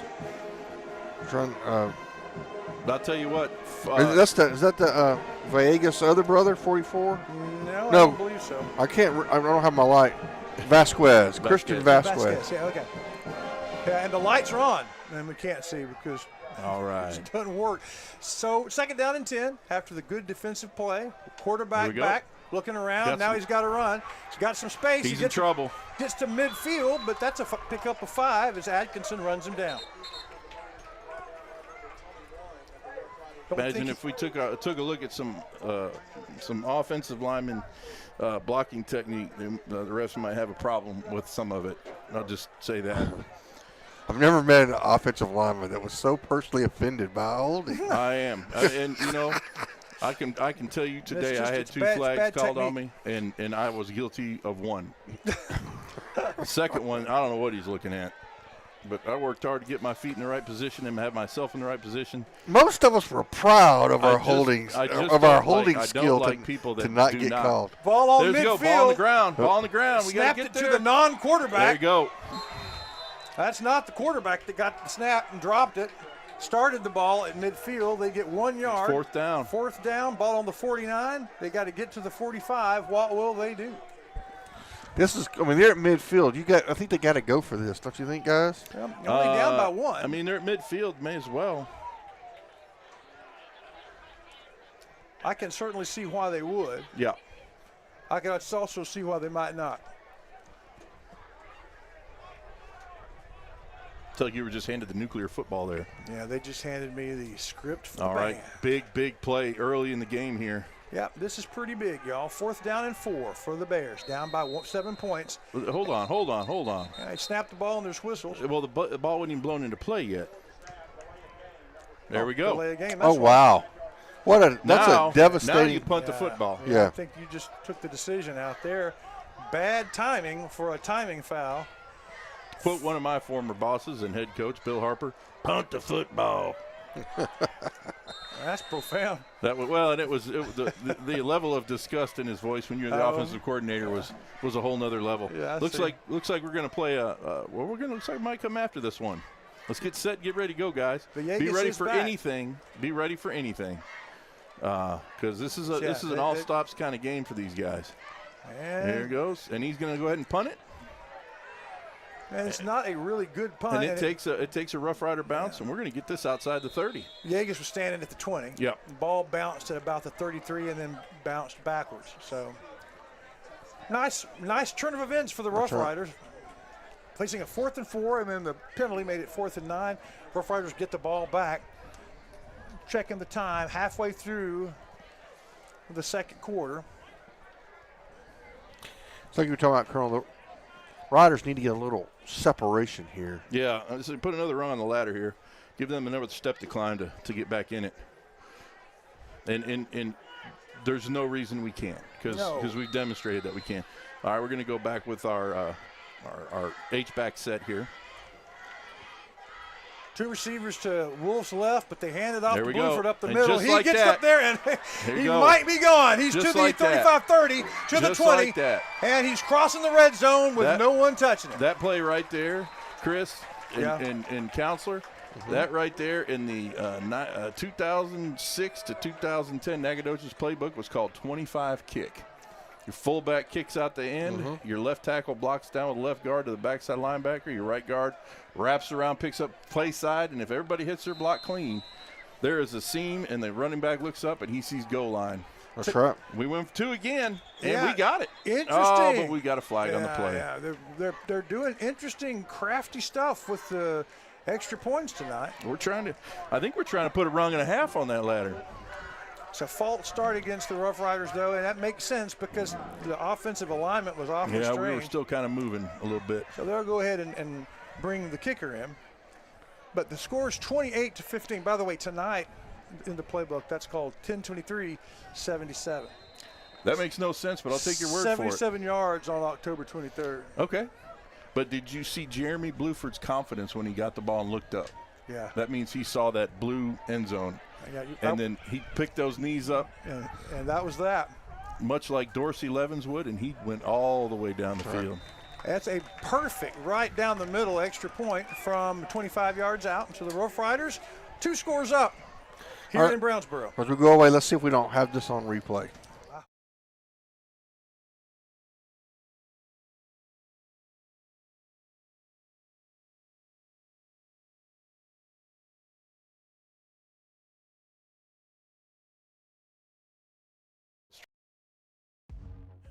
Batters Law Firm is your first choice in personal injury law. Jeff Batters and his staff lead the way in the area with Best of Nacogdoches and Best of Lufkin votes over the last several years. If your case matters, it's got to be Batters. What's that old State Farm slogan, like a good neighbor, State Farm is there? Well, that could not be a better description than Chris Mayfield of Mayfield State Farm. Since he came to town close to 20 years ago now, he has been the quintessential good neighbor. It's the same thing true of his insurance agency, Chris Mayfield State Farm. All right, so here's the kickoff. We just saw the old 10-23-77. Or 25 kick, take your pick. Yeah. In college, we called it 37 Yogi, as opposed to 37 Boo Boo. Hey. Fullback or tight end? Hey, Boo Boo. So Boo Boo was the tight end? B was B back, and that was Boo Boo, and that was the fullback. Okay. Y was the Y, which is tight end. That was sense. Yogi. I get that. Learning a lot here in Brownsboro, and Brownsboro has the ball on the 38-yard line. Get another one of them stops. Yeah. There we go. Hand sweep right. around. We're doing a real good job. Yeah. I like it. Yeah, stretching it out. We got people coming off the roof to make plays. I like it. Holes in the broom there as the defense stepped up. Showing quick and forcing that ball was number 4, Gazer Dream. The Dream. Loss of 1, second down and 11. Bears got to get to their 48-yard line for the first down. I like how we've adjusted so far to their early drives and kind of tightening the screws down a little bit with the secondary. We haven't shown any breakdowns in coverage, which is good. And there's the snap. Back, pulls it down to run, but There you he's go. taken down. That's a sack for you, number 15. Is it going to be counted a sack? Yep, By the that's captain, a loss. Captain Gregory with the sack. That's a good job. That was a stunt. He was coming inside on the stunt. Right. The reason he pulled the ball down and took off is because the Rough Riders had the cast net over the receivers. Okay. So when he saw him take off, he took off, and by 7 inches, he just awarded himself a sack. Okay. So the Colonel gets a stop for no gain. I mean the captain. That'll work. No, we're giving him a sack for that. Here we go. We got 3 down. Third down and Third 10 and long and a half. situation. Here comes the quarterback already in trouble, but he gets through. He gets to the Oh, 45. got people out of position. He's going to get across midfield, easy first down, ridden down by Burkaden Robinson, but big gain. Boy, had him reeling. We did. Quarterback found some daylight to his right. Coming too far up the field. We need to really be. What I said earlier about being disciplined in our rush lanes. We weren't so much there. A determined Brownsboro Bears team that keeps coming back like they did last week. Down 21-0 at halftime. They came back, scored 21 in the second half. They didn't get the win. Empty set here. Going to motion this guy back in the backfield. They will hand it to him. Yep, and they do. There we go. And hey, someone else knew that. But he we got to the finish tackle. that. We got to finish and that. He goes the other way. Gets out of bounds, but what would have been about a 4-yard loss, number 54 couldn't hold on. Heads up, determined run. And it's going to be close to a first down, second to about 1.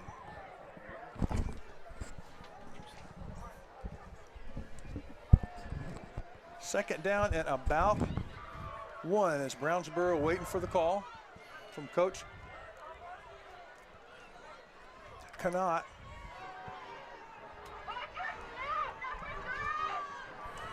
And here we go. 3 receivers to the left, now 1 in motion. Got inside blitz. Inside blitz. And they're coming there we for go. him, and they Colonel. There he is, the old captain. That is a sack. And he salutes you. Well done. And it was a two-man job. It was. There was an inside pressure. He tried to go out. 15 played 2 gaps there. He played the inside and outside gap. There was nowhere for him to go. Excellent job. Knocked him back for what was second and 1 is now third down and 7. Yep. That's disruptive defense right there. The play was destroyed from the get-go. Just had to finish it and not let him out the gate, 3:50 to go in the half. As while they're waiting for the call, the Farmer State Bank halftime show coming up here soon.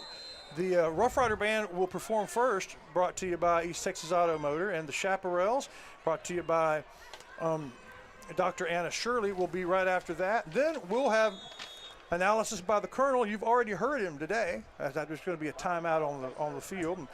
I won't have to hurry this quite so much. Up close and personal today is the Chapparels. We have 3 senior Chapparel ladies that are bringing up close and personal, and we'll hear the 2 scores that matter from Jay Matney in the Bowles Feed Blimp. All that's coming up in the Farmer State Bank halftime. We may have enough to take care of business, Mr. Showers. We do. We'll hear from a couple folks when we be right back. So if you need a new set of tires, Center Tire's the place to go? Check. What if you just need one tire repaired? Check. But what if your car needs an oil change or it needs to be aligned? Check and check. It's all there at Center Tire. Batters Law Firm is your first choice in personal injury law. Jeff Batters and his staff lead the way in the area with best of Nacogdoches and best of Lufkin votes over the last several years. If your case matters, it's got to be Batters. One of the things that Scott Watson was passionate about was staying up to date. He wanted his facility to be comfortable, but not comfortable like you remembered it growing up.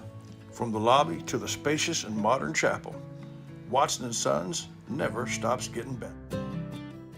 Over the years, most of us have collected a lot of stuff, but where is all that stuff? All right, we're going to break in on that commercial from Down Home Storage for our back. Big It's play got on him. third Out of the down. backfield. He had Yes, the ball, outstanding. and they lodged it away Yep. from him. That was Unlodged that was a running back rail out of the backfield. He just kind of gets outside the numbers, works up, tries to run in the vacate area. We had 2 people waiting on it. That's something they've run a couple times during the year. Yeah. And our kids were waiting for it. Right. But it Madison, was it Madison? Who's that ran that? No, Dangerfield ran something like that against us. But I I'll think tell you, she- if he didn't get rid of it when he did, he had problems. And so it brings up 4th down and a hefty 7. Got to get to about the 22-yard line, just shy of the 22 here on this 4th down call. 4 receivers to the right.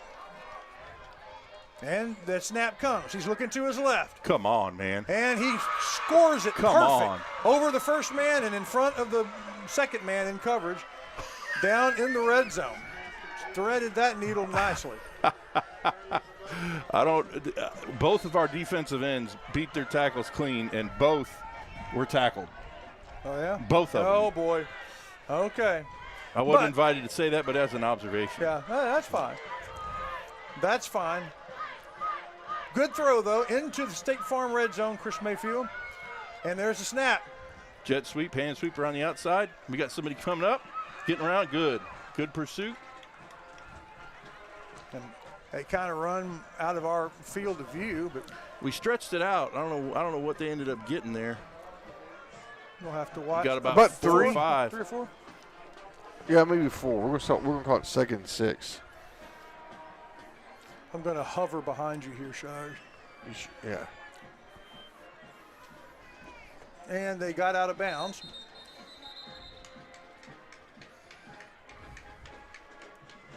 Brownsboro has 1 timeout left, and a timeout was just spent. I'm guessing that was by the Center Rough Riders. Maybe so. Yeah, because we want to preserve some time. That gives me a chance to say thank you to JBI Insurance. Joe Bill Matire. Since we've been doing these live streams, Joe Bill Matire has been supporting the broadcast, and we appreciate that. But even longer than that, there are some poultry farms that have been covered by his expertise, protecting against the unexpected. JBI, Joe Bill Matire. Call him at JBI Insurance. Rough Rider Band about to perform for the first time since making their straight ones. They just knew they were going to have to march in the rain. Didn't happen. And did a very nice job. I'm real proud of that group. Outstanding job. Yeah, and the consistency. Yep, and all the adversity and just to go out and do your thing. What I like also is that a lot of the bands that are, in the running for the state championship, they have a number that they march every year. Mm-hmm. Center doesn't have that. If you have a lot of kids, you want to march a lot of kids. And there may be a number of marchers. Yeah. And there may be enough of them to where it's unwieldy, and it may not be the competitively best thing, but it is for your kids, and that's what they do. I appreciate that. Quarterback keeps it right up the middle, following his blocks. Oof. They get to him across the 10. He was treated rather rudely. Yeah, that didn't feel good by when a the couple run of Rough ended. Riders. He got close to the first down, it looked like, from this angle. He's going to be a yard short. Yep. Maybe half a yard. So a big 3rd down and 1. We're going to condense their set here, looks like. You know what that means when they condense their set? They're trying to get outside of you. Yep. We got to do something with that sound maker. Rough Riders up by 14. Brownsboro trying to close it in. The sweep to the left this time. Man. Oh, I don't think he got it. I don't think he got it. He's no, signaling first. Yeah. It was close. A well-defended run, but they didn't need much. 1st down and goal, ball on about the 7-yard line. Clock ticking down to the 2-minute mark. And there's a timeout. That's 2 minutes. Oh, that's right. We got that now. That's 2 minute. What do you think about that? I guess it's okay. I mean, if you were in charge of all things football, would you have put a 2-minute warning in high school ball? What is it? What purpose does it serve? Yeah, I know. I mean, in the NFL, it's good commercial time. Yeah. You know it's coming. Oh, Good commercial time. Gosh, we probably should play. Thank you, man. All right, we'll do that. We'll be right back. Probably ought to do that.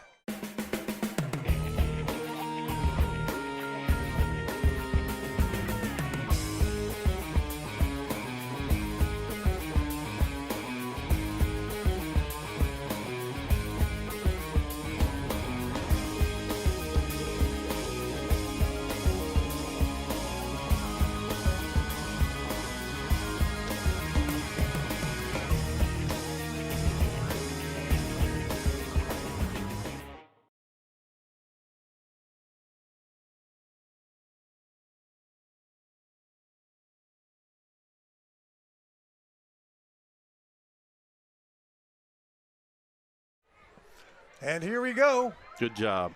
On first down, handoff to the back, to the left, to the ground. No gain.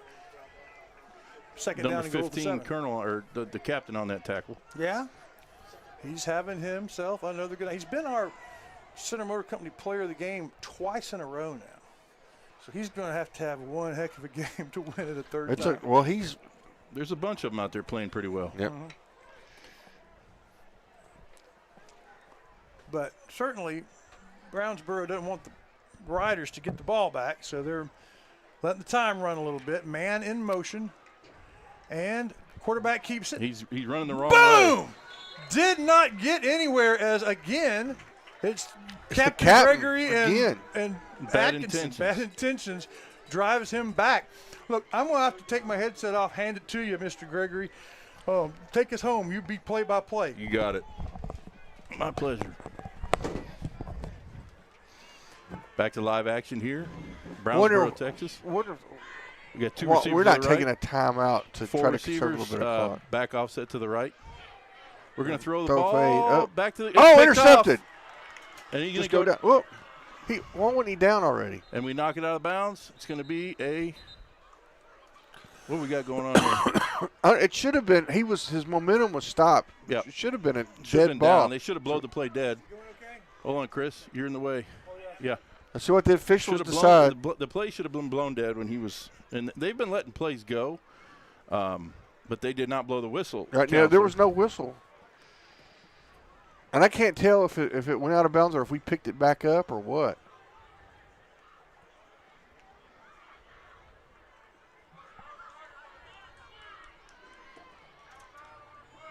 We're going to like talk about candlesticks. What are we going here? What are we doing?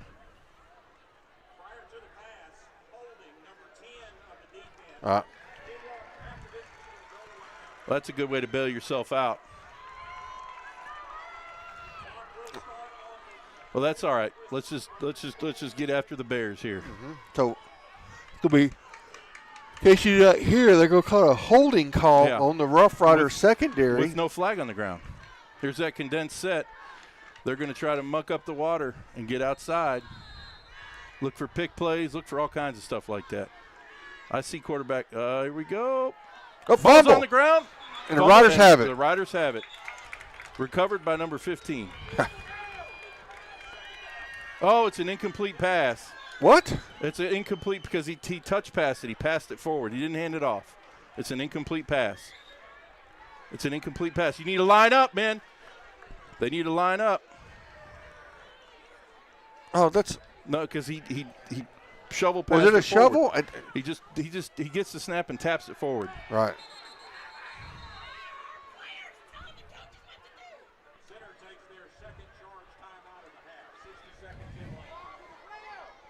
All right, we'll take a quick break. As this last few seconds just not going to end. That's tough. We'll be right back.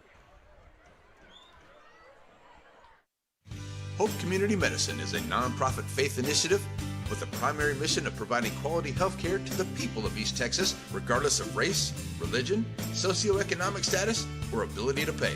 At Hope Community Medicine, they want to be the leading Deep East Texas care provider, recognized for their outstanding patient care, innovative technologies, programs, and medicines, as well as a highly motivated and distinguished staff. Hope Community Medicine, founded in faith, focused on family. The team at McAdams Propane is committed to fueling generations of East Texans. And the work Billy Bob and Lisa McAdams started is growing under Josh's leadership. What began in Center has grown into Livingston and Marshall, Henderson and Carthage. For Propane, it's McAdams. All right, so here we go. It's going to be 2nd down and goal. As Brownsboro, it seems like they've run like 9 plays down here. Yeah, it's definitely been aided. Here we go. We got 2 to the right. We're going to go inside handoff. He is going to get met at the line of scrimmage. We need to blow the play dead. Blow the play dead. Yep. It's going to be 3rd and goal. Got a timeout here. What are we stopping the clock for? Brownsboro timeout. They better stop, blow the whistle dead. Otherwise, when Cody bends one of them over and breaks them in half, they can't blame us. Go a little bit too long. Yeah. But I do agree with that for sure. But what do you got Brownsboro calling here?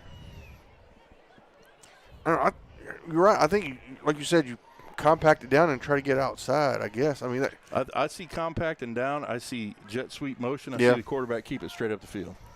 Yeah, I think that's right. That's the best thing that they can do because they haven't had a whole lot of success getting outside and trying to sneak it in for a yard there, right straight up the field. Because they've had some look. They've been able to get the middle blocked up. Right. And that quarterback's good. It's kind of squeezing through when he doesn't have a whole bunch of space, but he doesn't need much. We've got to get penetration. That'll kill whatever they're trying to do. Yep. It'll disrupt, and then we need to get people to the ball. Mm-hmm.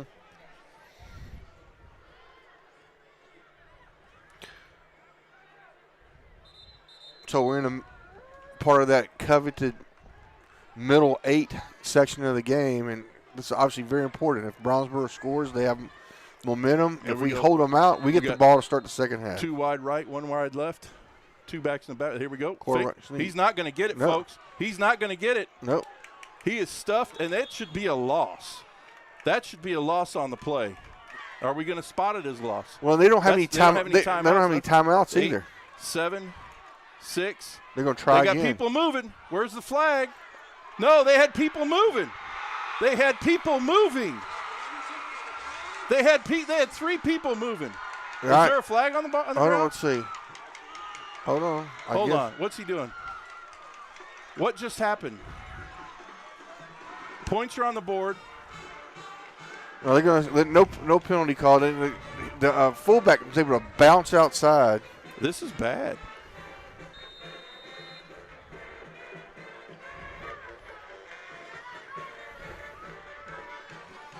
What was this guy doing? Because the whole right side of the offensive line was moving. They were not set. Oh, we got a piece of it, but it's going to just barely squeak over. Somebody needs to talk to them. That's all right, Colonel. Nothing we can do about it now. That's so right. 29-22, Rough Riders lead at half. So we'll be right back right after this. Over the years, most of us have collected a lot of stuff, but where is all that stuff? Down home. So when it starts piling up, you go with Down Home Storage, climate-controlled place for your down home stuff.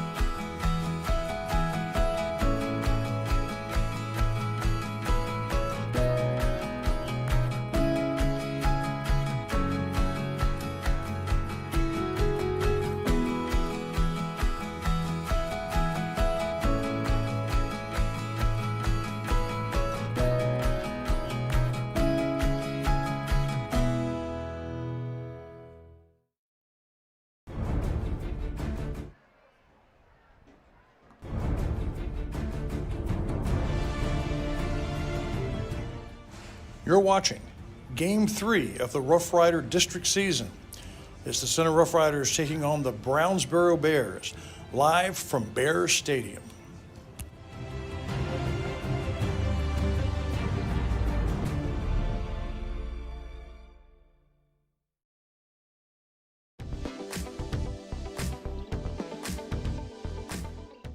Welcome, everyone. The first half is over, so now it's time for the Farmers State Bank halftime show. East Texas Auto Motor brings us the Center High School Band's performance, followed by Dr. Anna Shirley's presentation of Shelby County Sweethearts, the Chapparels. The Colonel, Matt Gregory, brings us halftime analysis brought to you by Camp Pewanee Youth Camp.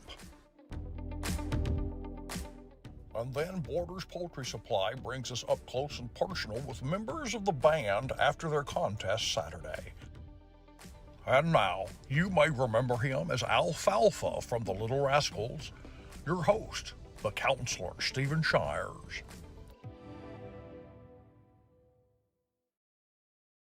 Welcome, everybody. It's the Farmers State Bank halftime show. I'm not sure what that dude just said about me, but I probably wouldn't like him. Anyway, this is the East Texas Automotor presentation of the First Division Marching Center High School Marching Band. Just went to contest this past weekend and got ones all the way across the board. We're going to take a break here from Farmers Bank and East Texas Automotor. When we come back, it will be the band marching. Serving our communities for over a century, Farmers State Bank continues to meet the financial needs of East and Central Texas. With roots that run deep, Farmers State Bank serves as a source of financial strength to meet the needs of our neighbors. From a comprehensive range of financial products to individual service, we remain dedicated to being a true community bank. Farmers State Bank, improving lives and fulfilling dreams.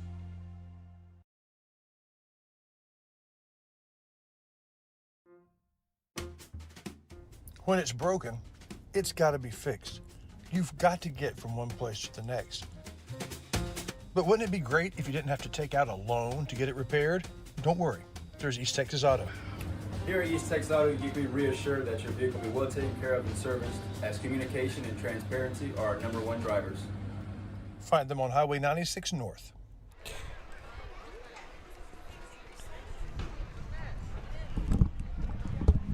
All right, everybody, welcome. Again, this is the Center High School Marching Band brought to you by East Texas Automotor, the official auto repair shop of the Rough Rider Radio team. But I got you turned all the way up, Colonel, because we're going. Where's the other microphone? There we go. Yeah, that out there so we can hear the band in all of its glory.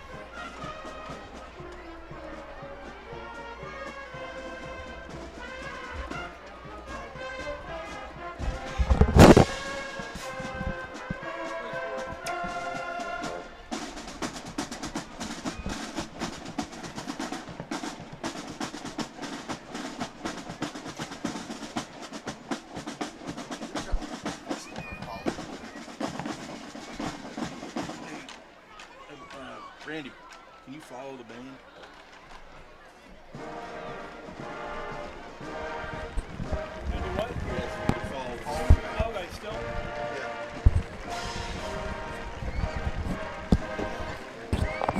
All right, everybody, that's the pride of Shelby County, the Center High School Marching Band, the first division marching band as they finish up. And up next, the Sweethearts of Shelby County, the Center High School Chapparels, will be coming up next.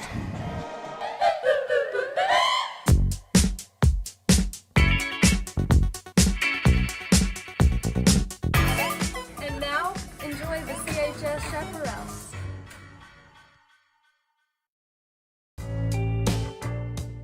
This is the office of Dr. Anna Shirley.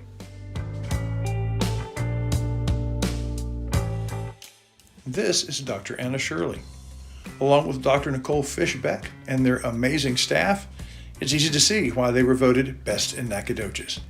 From the modern exam rooms to their comfortable lobby, when you're at Dr. Anna Shirley's office, it feels like home. And now the Chapparels will perform.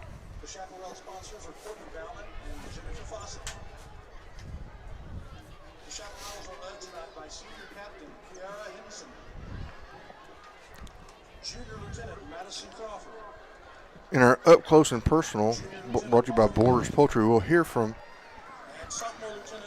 a dancer and two of the managers.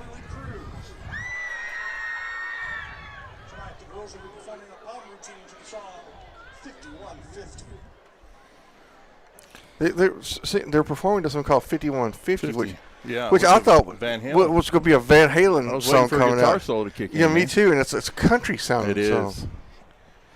It's or if they play, our girls do an excellent job performing to it, but I do believe that they may be doing the title discredit with that song. That's right. Not our girls, but the artist. Well, Galton Mayfield will be happy to know. Well, maybe they're just turned this way now, but he prefers to see the Chapparels from the front. Absolutely. But I think they're waiting for their music. There it goes. Oh no, they're gonna perform to the home crowd. Well, no, I'm not sure what they're doing. But anyway, 5150 was the name of the album, but it was my favorite song on the album. Great song on there. Great song. Listen to it frequently. It's a great summer song. Yeah, yes. It came out in the summer. That album came out in the summer. Along with another hit off of that, Summer Nights. Yeah, oh yeah. I mean, man, it was just a great album. But if you that was Hagar's first, I think. Yeah, I think it was. But if you want to take a bad version of 5150 and make it good, you put the Chapparels out there to dance to it. Exactly. Because the girls are doing a great job. Yeah.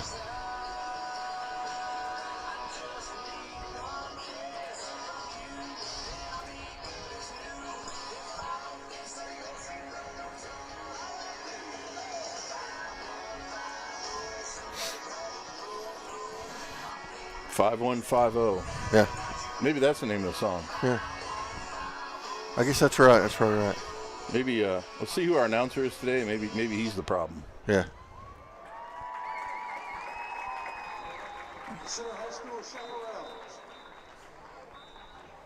Let's see who the announcer is tonight.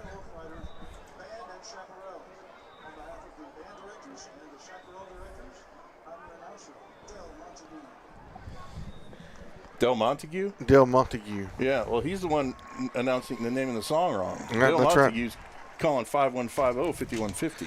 That's right. We'll have to get with Del about that. Hey, look, there's 16 minutes left on the clock. Yeah, look at that. The riders are never the halftime problem. That's right. All right, we'll hear from Farmer State Bank, which brings us our halftime show. Again, along with Eric Mendoza and East Texas Automotor, which brings us the band. And again, they keep our cars rolling.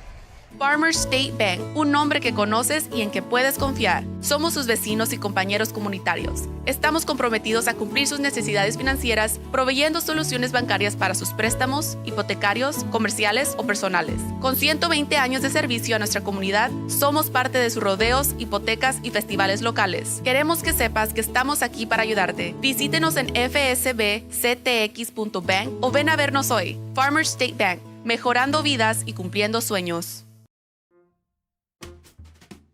When it's broken, it's got to be fixed. You've got to get from one place to the next. But wouldn't it be great if you didn't have to take out a loan to get it repaired? Don't worry, there's East Texas Auto. Here at East Texas Auto, you can be reassured that your vehicle will be well taken care of and serviced, as communication and transparency are our #1 drivers. Find them on Highway 96 North.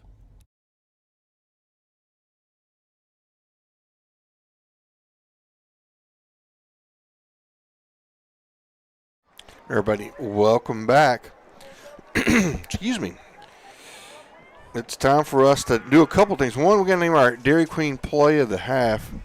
I got the Colonel back in here with me. All right. Colonel, what do you think? I mean, we had a lot of plays. We did. I'm going to go 25 kick.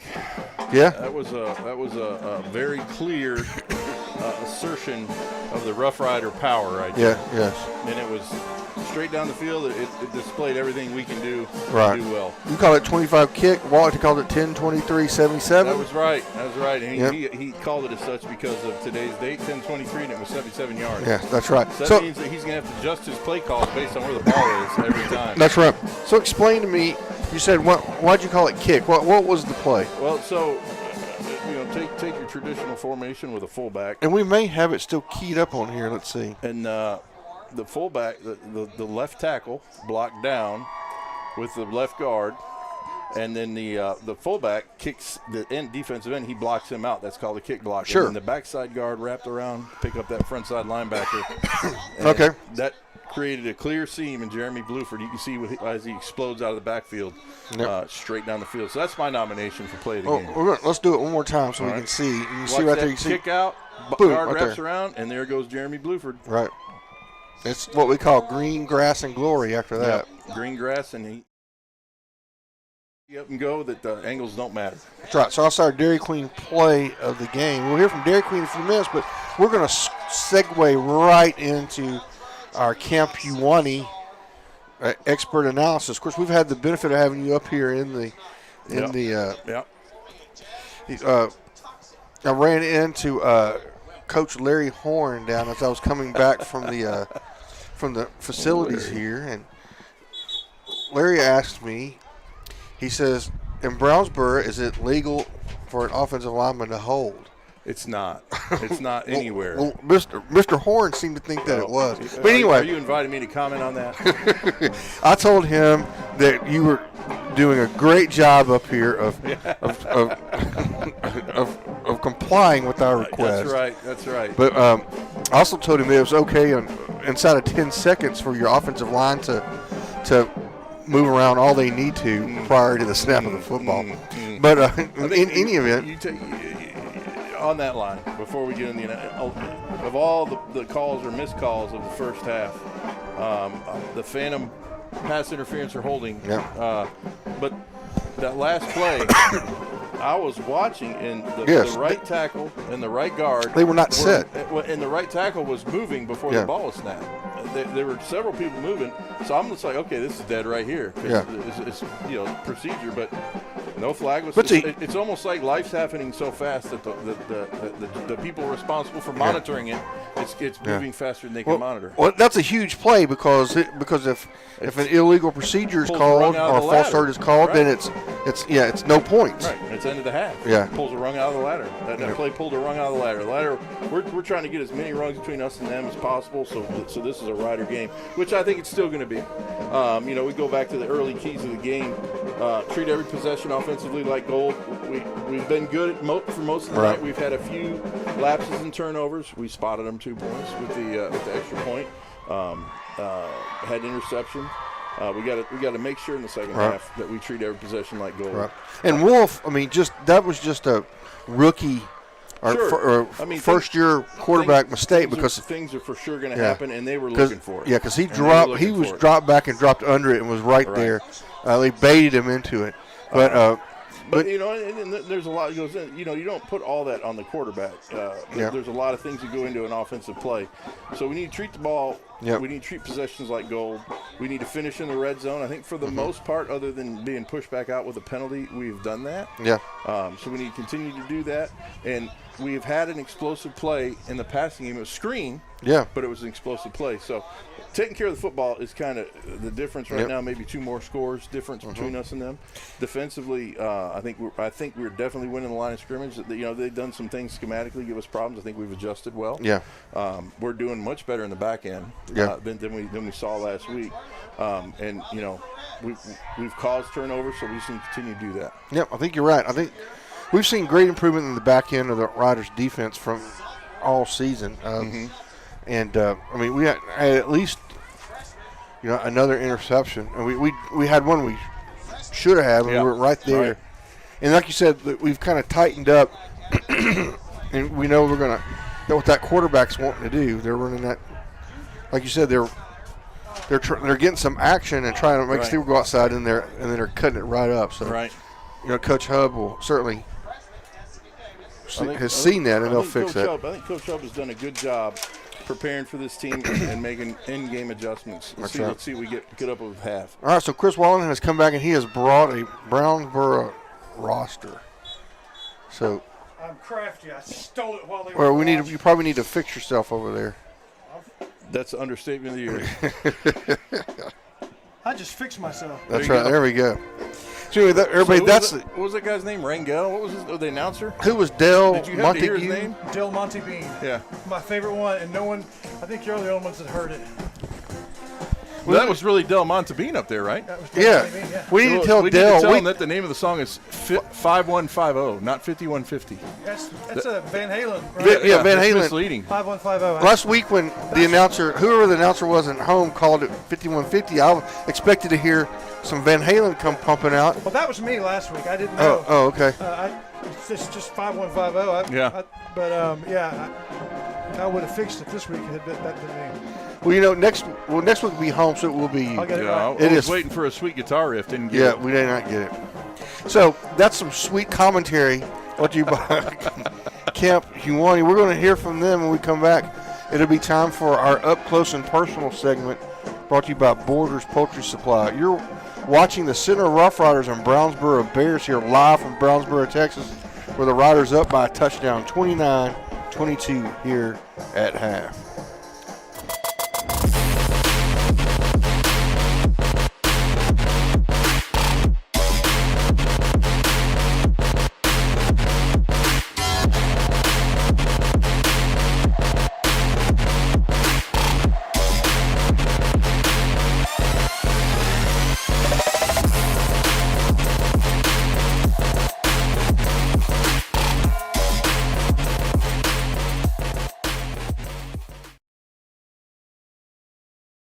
Have you sustained a bone, joint, work, or sports injury?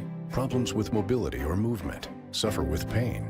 Contact Azalea Orthopedics. Our specialists serve patients across East Texas. For proven, trusted medical care, you have a choice. Demand Azalea. Everybody, welcome back to the Former State Bank halftime show. Now it's time to go to Borders Poultry Supply Up Close and Personal, where Chris Wallington talked to 3 members of the CHS Chapparels in our our Thursday conversation this evening. Let's go now to Chris Wallington.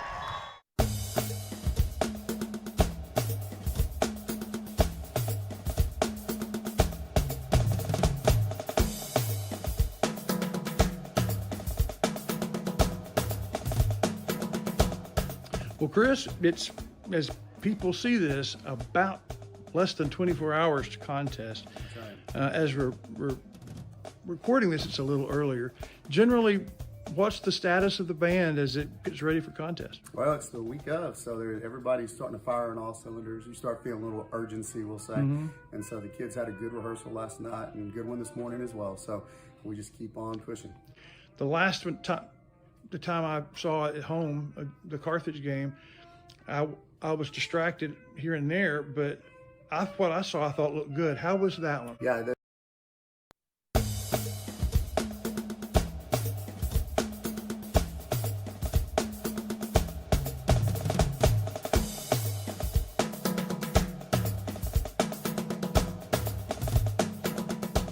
So if you would, tell everybody who you are.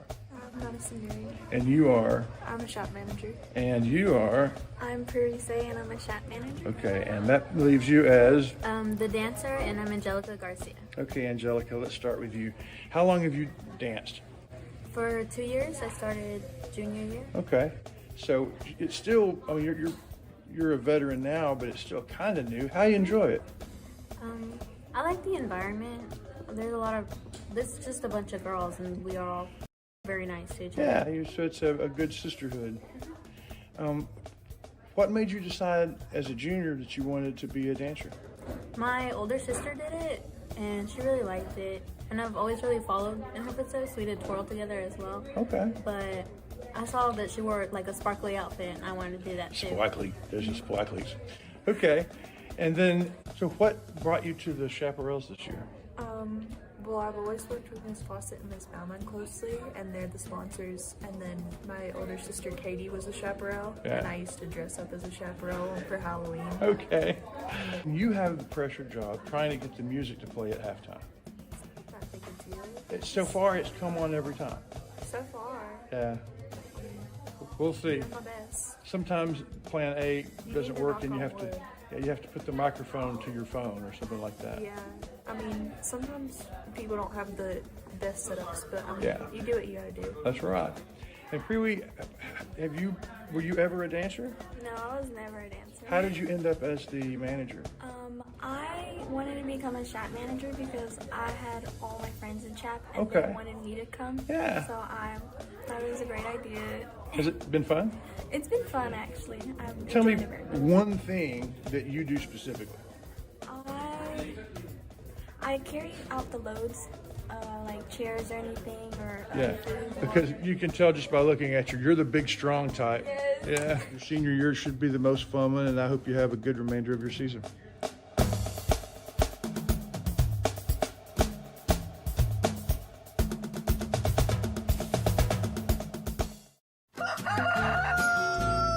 When you need supplies for your poultry farm, remember Borders Poultry Supply on Highway 87 South here in Center. The folks at Borders Poultry are ready to help you with parts for your brooders, chore time and rock cell feeders, and new drinker systems. Do you need a new incinerator? Are you ready for a new litter barn or compost shed? Do you need some updates on your poultry farm? Call 598-6297. Borders Poultry Supply, builders of quality poultry houses. Whether it's with family and friends or just some time to yourself, summer is better on the water. And Farmers State Bank has exactly what you need to make those dreams come true. Learn more at fsbctx.bank. Awesome. Everybody, welcome back. It's now time to go up to the blimp. Up Don't go out, we go in the air. Jay Matney, the captain, is there in the Bowles Feed blimp for the batters scoreboard at halftime. Jay, you doing okay up there? Oh, I'm doing great. Absolutely lovely weather up here. It is, and the two Thursday games that we care about, strangely, our whole district is playing on Thursday. What are the scores, ma'am? Hello? Are we getting jammed? Hello? Oh, hello, yeah. There we are. Hey, there we go. Yeah, sorry, cut out for a second. Yeah, what are the two scores of the other district games? Yes, sir. We have the Carthage Bulldogs put a beating on Bullard. Final score 62-7. Man. I don't know if they called it early or what, but what it it was sounds like, just yeah. a beat run. Yeah. And then the Athen Hornets are up 39-6 on the Rusk Eagles at halftime. And exactly what's supposed to happen. The surprise is here. The Rough Riders are leading, but only by one touchdown at halftime. It's a 29-22 game. Yes, sir. That's what we like to hear. But now, I got a text from the counselor last night that says you need to watch the Mavs and the Oh, the my Spurs. goodness. And I said, yeah, I know a couple of guys who were there. Tell me about this Wimby guy. Wow. Yeah. Oh, man. See, this is, yeah. So Victor Wimby, No I words. should say, a 7'5" freak who can, he's essentially Kevin Durant plus 5 inches. Right. So, Kevin Durant's Durant's virtually, exactly. I mean, literally unguardable. And we were sitting there, and I turned to Jack Callan a number of times, and I I just asked him, I was like, how are you supposed to stop that? Yeah. It is unreal what he was doing last night. I've genuinely never seen anything like that. And he was point guard at times. He was bringing the Yeah. ball. Oh, yeah. No, he handled the ball. In fact, there was a sequence where he went down, he hit an and one reverse cradle dunk, went back on defense, blocked his shot, and then the next play on offense, he hit an and one step back 3-pointer. That's right. That's right. I mean, he averages like 11 blocks a game. I mean, it is absolutely crazy. He's ridiculous. Like you said, he's a 7'5" player with the handles of a point guard. We've never seen anything close to it. Well, man, that is something. Thank you for that update, because you were there with a eyewitness report. I was, yes, sir. Well, thank you, Jay, another time. Appreciate it, and appreciate the scores. Yes, sir. Thank you, guys. It's Jay Matney with the Bowles Feed Blimp. Bowles Feed for all of your needs, whether they be feed for your farm, for your ranch, for your animals, or, things like rope and horse products for your horse. It's full service. I got to go by and see Ken. I need some medicine to take care of some bamboo. He's got that too. Okay. It's all there. We also say thank you to our volleyball sponsors. As the volleyball season has ended, we will be in the playoffs soon. And that is that we really appreciate our sponsors there. That's Chaps Barbecue, and we also have Dr. Joaquin Worsham. Deborah, I am so sorry. Dr. Deborah Worship and Camp Uwani also supports that. We appreciate it. And our Pineywood School sponsors, including Tenaha, First National Bank, and in Shelbyville, it is Down Home Storage and Sandy Creek Land Enhancement. In Waukegan, it is K's Hardware. And in Timpson, it is Rancho Grande. We appreciate those guys for supporting the Pineywood schools throughout the year. That does it for the Farmers State Bank halftime. Big thank you to the halftime sponsors: Elite Hair Design, Bounds Insurance, East Texas Auto Motor, Dr. Anna Shirley, Borders Poultry, Dairy Queen, and of course, Batters Law Firm and Farmers State Bank. We'll hear from those two now and bring you the second half. Batters Law Firm is your first choice in personal injury law. Jeff Batters and his staff lead the way in the area with Best of Nacogdoches and Best of Lufkin votes over the last several years. If your case matters, it's got to be Batters.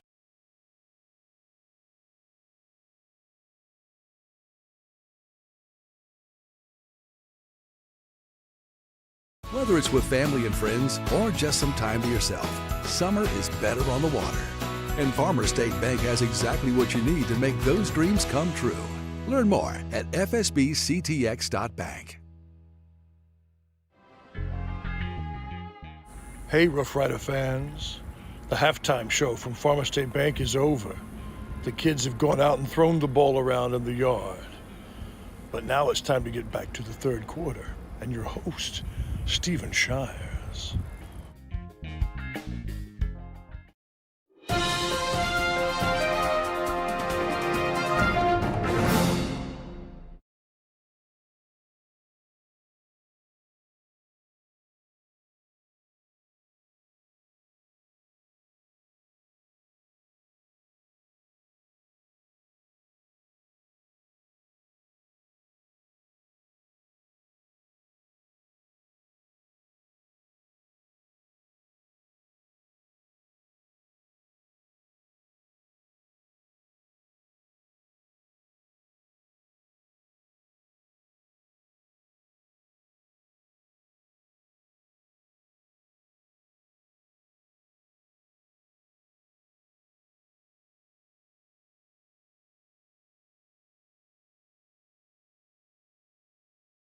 So they've had a few explosive plays on us. We've turned the ball over a few times. So let's clear that up. And again, I think we got two more rungs on the ladder here that they got to climb to get to us. All right, folks, it's time for our Chevy Savings Bank kickoff, which is coming up here. And there it is. Onside kick. They tipped it. The Rough Riders actually get an onside kick in the air. Don't see that very often. And I don't believe that went 10 yards before it was touched. And close, I guess we're just going to spot that as it went 10-ish yards. 10-ish. I'd like to see that again. That Yep. was close to the 50-yard line when it was touched. And that was a. Do you need a drink, Colonel? Yeah, let's pop one. Got a pop of pepper. That's maybe why we didn't get that call. We didn't pop. Do you Well, need I one? popped mine just in case. All right, well, here you go. Yeah, There we are. It's going to be a good tasting beverage. Well, that was good. The longest running sponsor of Rough Rider football, and Zero sugar. Zero sugar, and $0. Dr. Pepper doesn't know. Well, it's just Well, Rob. It was mine and Rob's favorite. We drink. got an empty set here, Chris. What are we looking at? Something different. From I the bet Rough somebody Rider. motions into the backfield. Well, we'll see. There, Yeah, well, look, there you you there. go. Into the backfield and doesn't get the ball. Wolf keeps it, runs up the middle, Is doesn't that get far. a quarterback keeper counter? I think he was trying to hand it off, but I think he saw pressure coming hard off the edge. So he decided to almost look like he was trying to pitch it back, but he's getting Made an inaudible audible. Yeah. Probably a good decision. I'm going to give him credit because we got a yard for that. Yep. It could have been bad. Second down. There we go. And hands Inside off handoff. up the middle, and it is Bluford bludgeoning his way across the goal, the first down marker, across the 40, across the 35, and just playground fought And we his way. just now, he was on the ground a good 2 count before we got a whistle. That was a great run, short up inside. No run through on that play like we talked about last week. We got that fixed. A young man from Brownsboro having a hard time getting back to the line of scrimmage. Yeah, what a great fight from Bluford. That's a Ray Joe Shirley first down. They hand it to him again. Try it again. Oh. Easton Wolf lost his footing there. He's trying to pull the ball. He had something cooking over there because just like before, they're coming off the edge trying to chase that running back. Boy, he sure was quick to call that. Yeah, well, I think he slipped down. He did. Yeah. Hit his knee, and that's a. I was drawing a contrast, Chris. You're an English teacher. You understand that. Yeah. Play before we were on the ground. I think the head. For an hour and a half before the whistle the that time. Judge was afraid that Bluford might just get up and run again. The resurrection of the bludgeon. Second and 13. Here we go. Bluford finds him the some right space. Side. Good job. Lowers his head in what little space he found. Number 44 ended that. Pickup of about 2. Where is that?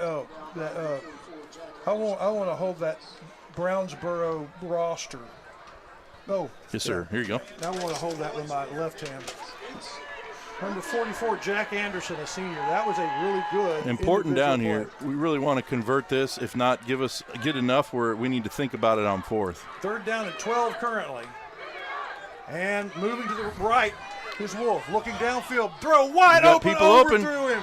Oh, he'll beat himself up on that one. That's all right. 4th down. What we got going on here? I mean, that's probably as open as Cooks has been since the first week. Right. In Jacksonville, and just overthrew him. And 4th down and 12, but in the part of the it's a tough spot of the field to be in. Yeah, can't really punt. Not going to gain much. Right. Can't kick the field goal, so might as well go for it. 4th and long. Advantage Brownsboro Bears, but we're running out of time clock there. Play clock. Yeah. Well, that's smart. Get the right play for a major play early in this second half. Rough Riders only up by a touchdown. We'll be right back.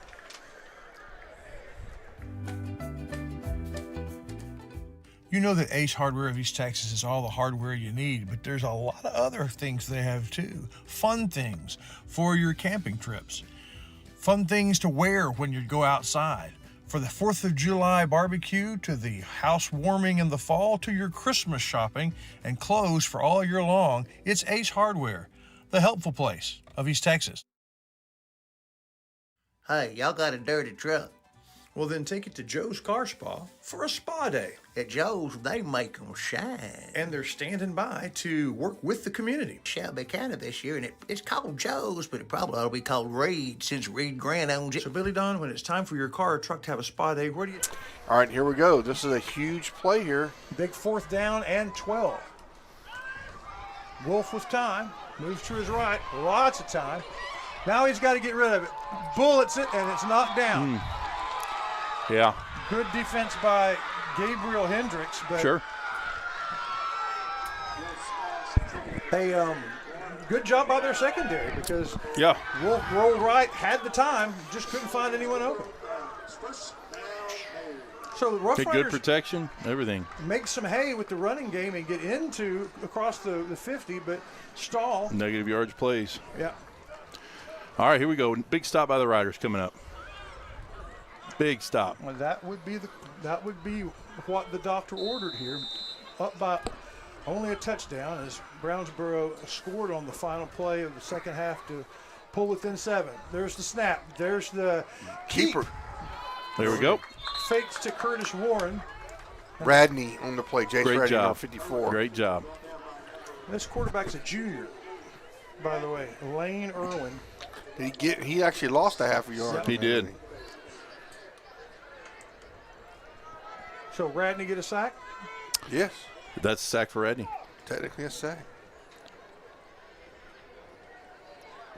Lane Irwin, the quarterback, played well.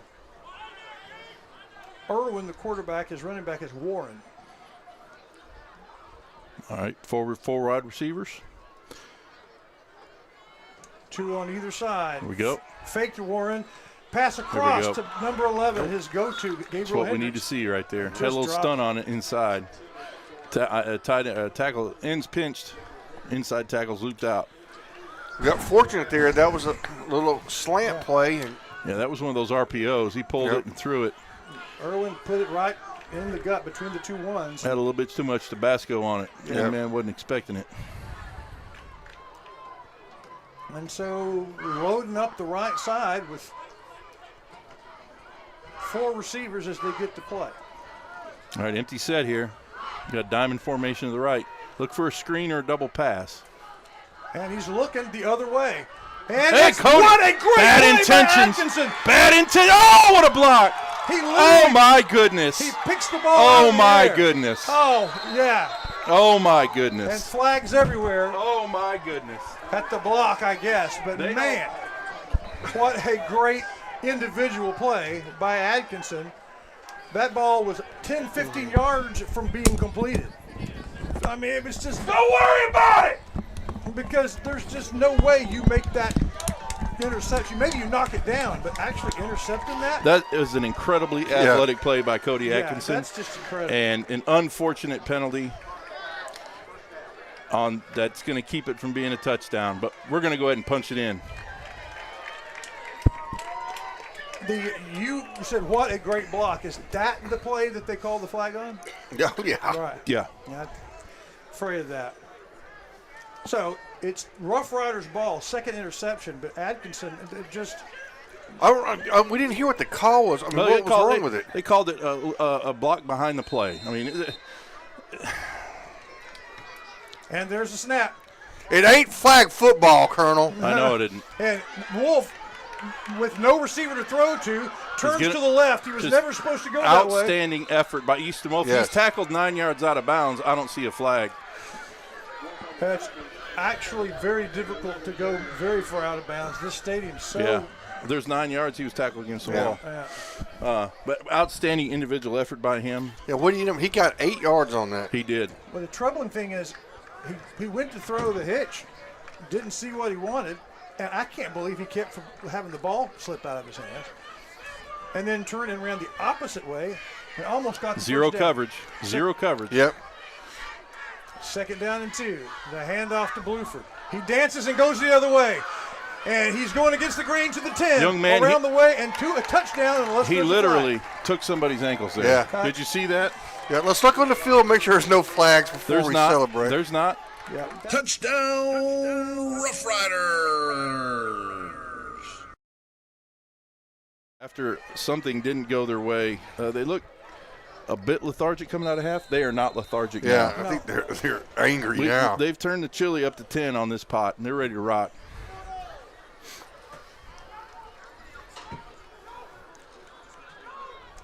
Boy, extra points have been interesting. I think we kicked one, but we've had all sorts of swinging gate trickery. Yeah, let's just get the snap, hold, and kick up. Yeah. Let's do something. Oh. All right. So, do you see a flag on the field? Should have been. There was right. moving Now I'm along trying the to line. see if there is one. Yeah, I think Okay, we just got away with one. Got away with one, and so the extra point is good here in Brownsboro. It's official. The officials don't see what's going on. Right.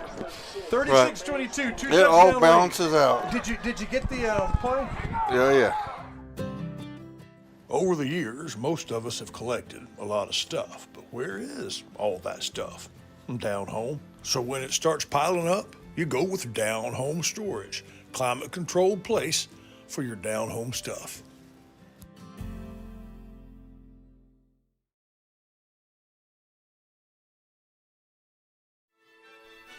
Father, for lunch today, I would like a salad. Father, for lunch, I'd like one of those American cheeseburgers. I'm a vegetarian.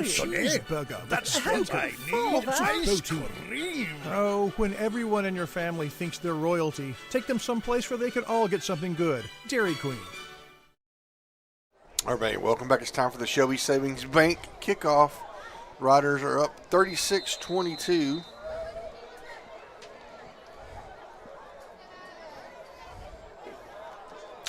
And we do have that instant replay that we will show you after the kick.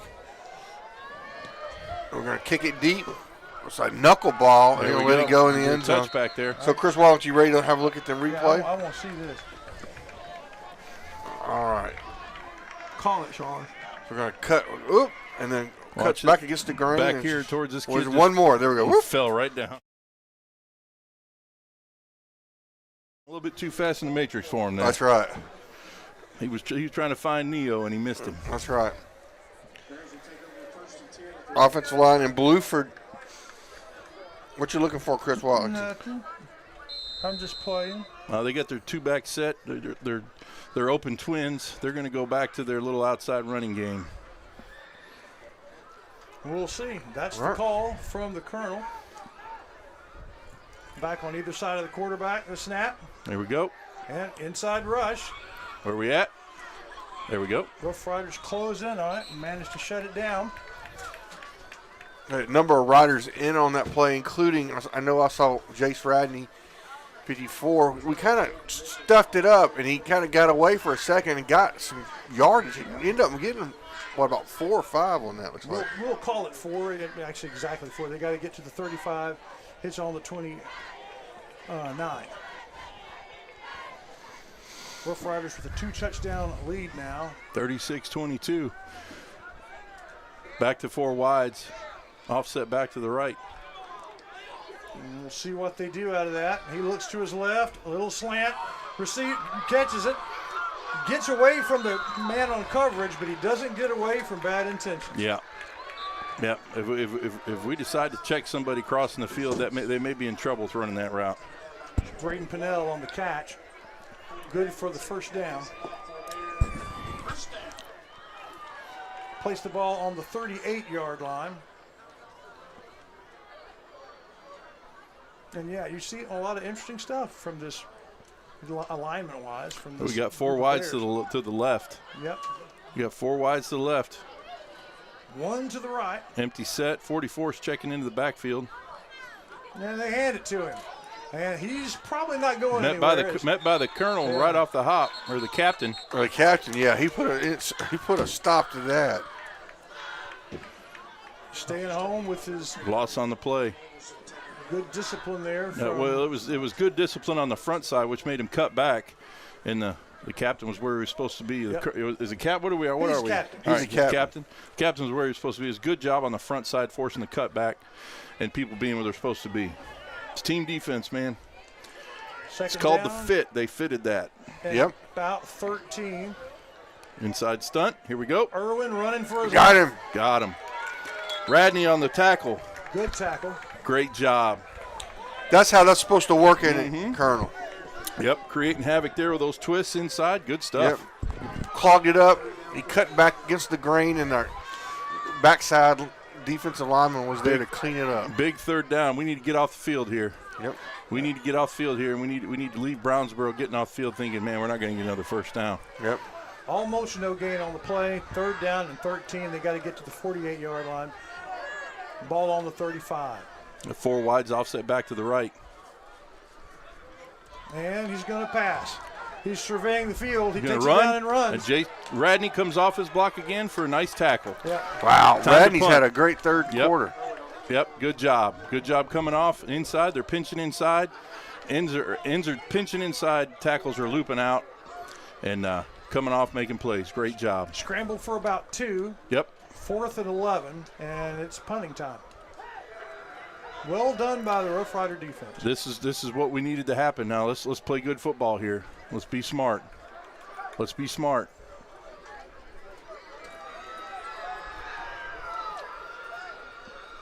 And another low snap. This time Good the job. punter gets it. Low punt. I thought we were going to block that. It was so low. Takes a Rough Rider roll. He tries to pull it back. That ball should be spotted at the 40-33. Good job. We're going to get a good spot. We're actually going to get a yard out of it. All right, folks, we'll be right back as the Rough Riders start another drive, hopefully to take control and command of the game. We'll be right back. Part of Watson and Sons Funeral Home is Oak Lawn Memorial Park Perpetual Care Cemetery. A beautifully cared for facility, far enough away from town to feel private, but not too far away. Watson and Sons, their family taking care of yours. All right, here we go. Riders have it 1st and 10. So Brownsboro's allowed to coach from on the field and out of the coach's box. Mental note. Empty. Easton straight up the middle. Easton Wolf, he could go all the way. Easton Wolf, 15, 10, 5. Call it 6, Chris Watlington. Call it 6. Let's give a high five on that. Yeah, that's pretty good stuff. That's another. What was that, the 10, 23, 60? 77. 10, 23. It was on the 33, so it's a 67. 67. Yep. Hey, 67. English teacher, we'll take the math, all right? Yeah. That was on the 33 before. It was 67 both times. All right, so it's we'll add 10 for posterity. Here we go. Look, we're going for 2. creative The old back extra point. shoulder, and it is caught, and it is good. How about that? Ryder's looking hot. You just don't know. You don't know. If we're going to go for 2 or not, but an untouched quarterback draw all the way to the end zone, and now it's a 3-touchdown lead. Doubled them up just all of a sudden. All right, we'll hear from a couple other sponsors. We'll be right back. Diamond B Cafe on the corner of Tenaha and Timpson is open Monday through Saturday, 6 a.m. until 8 p.m. and on the Lord's Day Sunday, 7 until 2. Diamond B Cafe was voted the best breakfast in Shelby County, and that breakfast or dinner menu is available anytime that they're open. So stop on by Diamond B Cafe and visit the Brandons on the corner of Tenaha and Timpson in Center. All right, now time for another Shelby Savings Bank kickoff. Got him doubled up quick here in the third quarter. We did. I just played a Diamond B ad. Yeah. That pork chop looks delicious. Of course, I love going there and getting the breakfast. All the time, and I get crepes. Crepe? Crepes. Yeah. In Shelby County. Yeah, you don't have to go to France. They get do a them good right here in job Shelby there. County. They really do a good Yeah. job there. I don't know There we go. anything Marty can't cook. All right, so going to be a deep kick, and it's going to be returned. Fielded up to 2. We'll try to get it outside. Riders get over there There we and go. knock him out of bounds. It's a great job walling him off by the Riders. At about the 27-yard line, which is where Bullard will take. Hey, you remember? So Brownsboro, I just did it. You Take over. You remember Kyle Parks? Yeah. I talked to him before the game about not looking past these Bears. And, you know, they've proven that they're pretty formidable. This is what he said. Yeah, we shouldn't look past a team like Brownsboro because you should have a 1-0 mindset. This day come before next week. 1-0 mindset.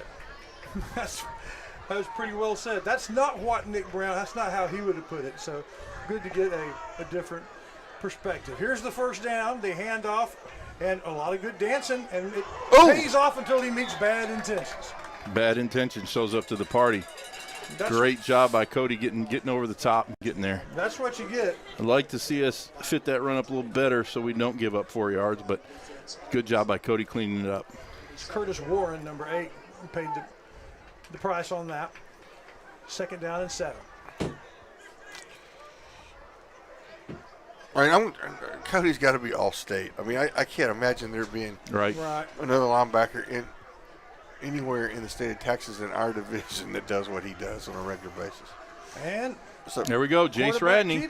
Yep. Another stunt, inside stunt. Jace Radney defeats his block, runs right into the quarterback. Gain of about 2, but that'll bring up a 3rd and 4. Yeah, Radney beat the block. And that was that old Texas stunt, the end and tackle cross on both sides. And every time he's come in, he's beat that guard and found himself in the lap of the ball carrier. It's called Texas because tackle and cross. I got you. Not because they're admiring the state. Just make that clear to you, Mr. Watlington. Thanks, man. 3 receivers to the left. There it is the again. Other way, goes deep. He's throwing the old coverage was right there with him. Yeah. Just couldn't make a connection. Couldn't quite make it. It would have had to have been. It was a pretty good throw. It had to have been perfect for that. It'd be fourth and 5 from their own end of the field. 4th and 7, 6. Looks like they're bringing the punt unit on again. Let's play this. Let's play this sound. Let's play this careful.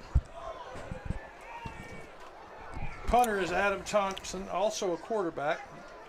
He's their Danny White, backup quarterback punter. He's a backup quarterback? Yeah. Let's check these matchups on the outside. They've had trouble with their snaps tonight.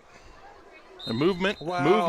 Fortunately, that for the Bears. There was movement again. Delay a game. Wow. And they would much rather have the penalty than what was about to unfold. I think when you get north of Tyler, false starts don't exist. But maybe also there's thinner air, so the ball travels could further. be. It could be. It's kind of that no man's land of what is and isn't real. It's like an Alfred Hitchcock movie. It's like Alfred Hitchcock, who wrote a lot of his best stuff. Yep. In Chandler, just down the road here from you. So they're going to try it again. This is a perfect. There we they're go. going to pass it. There we go. And look at there. Whoa, Gage boy. Vidrine. Gage Vidrine went up and caught it. And Come on, man. Be all right. There we go. Shoulders. He's moving. Yeah, that's a good way to knock the breath out of you. Be all right, Gage. But what a great play. We'll take it there instead of back there. Be all right, Gage. That's a great play. Gage figured that out. Yeah. And he got there. Yeah, he's got it. Yeah. It maybe had to take a couple of seconds to reset. Speaking of ladder, how high was he off the ground? That's a good job. Way up there. It was as brilliant as it was, it's the second best interception of the game. No shoe fooling Gage Vidrine. That was a great play. Yeah. A lot of great plays being made by a lot of people this second half. Hey, look at that. Let there be light. I shouldn't have been talking bad about Tyler. All right, so here we go. It's time to put the nail in the coffin. Let's do it. 3 touchdown lead and a chance.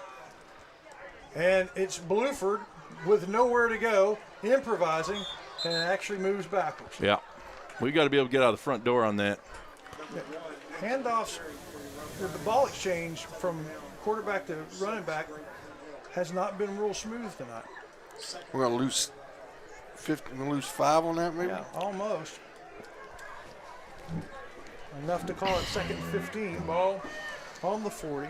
Got to get to the 25 for the first down. And they fake the handoff. Here we go. Wolf keeps Got it some again. blocking. Man, if I didn't know better, I would have thought he was tackled by his face mask. He must not have been. No, they got him just south of there. What kind of spot is that? I don't know. I think there was a face mask on that call. But it must not have been. And 3rd and about 6. And I felt like he hit the ground about 4 yards in front of that. And the snap and the handoff. Oh, there we go. There it is. There's Jeremy the Bluford. Oh, and he's off the ground. And He's still going. going. Back on his feet. Oh, yeah, they lifted him up, and he said thanks. Strong effort here. We're getting a good inside push, and we're able to, when we do that, we're able to get the ball rolling. To Ray Jones Chevrolet first down, and it's just across the 20, so it's in the Chris Mayfield. I don't know if State I've Farm ever seen that happen before. Either. In It's almost a like long time of football, playing and watching, I've never seen that. Handoff this time. There we go. Jason Villegas. And he goes to the right. Guys, we're getting really good push inside. Yeah. Let's just keep this rolling, 5, because 6 that yards keeps at the a clock time. rolling, and that'll add another rung to the ladder. It's almost an assured thing.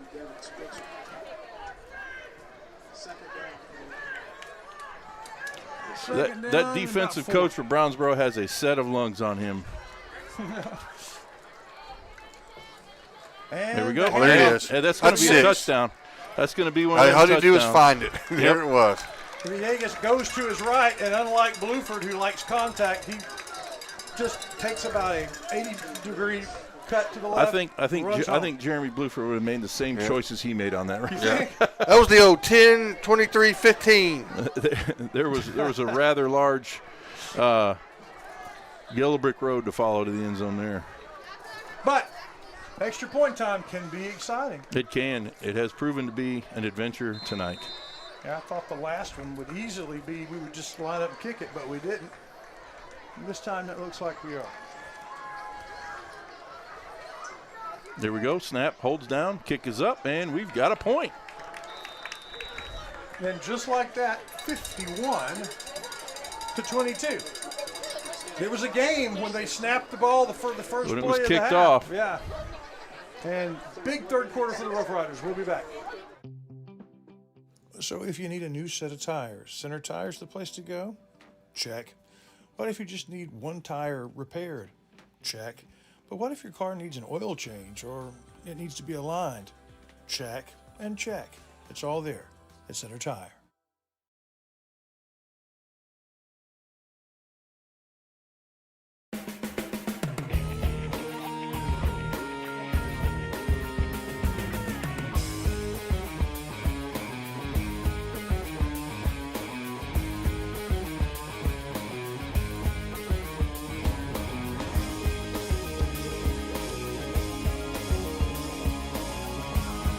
Everybody, welcome back. It's the Shelby Savings Bank kickoff here. Riders now up 51-22. Got a minute 6 left to go here in the third quarter. The Riders have now put a little separation between them and the Brownsboro Bears. Got us a little worm burner here. Yep. Going to be fielded down there in the 15. He's going to try to break right. Got several riders walling him off. He gets around the edge. Got a little flag going on. Looks like a block. What's going on here? Yeah, I watched that while y'all were calling the game. Number 13 gets a good block. Going to have a separate penalty over here. Is that going to be blocking out of bounds? Over on the far side, not sure. Over on the near side, Logan Epperson got the Rough Rider to the turf all the way across from the play. They're the only two Rough Rider, the only two players in the area code, and he just kept him down. He'd wait for him to get up and he'd push him back down. And he did that once, no flag. Did it a second time, the flag came. It completely and then there were two flags on the far sideline. Yeah. It looked like a block in the back, but I could be very mistaken. Let's hear.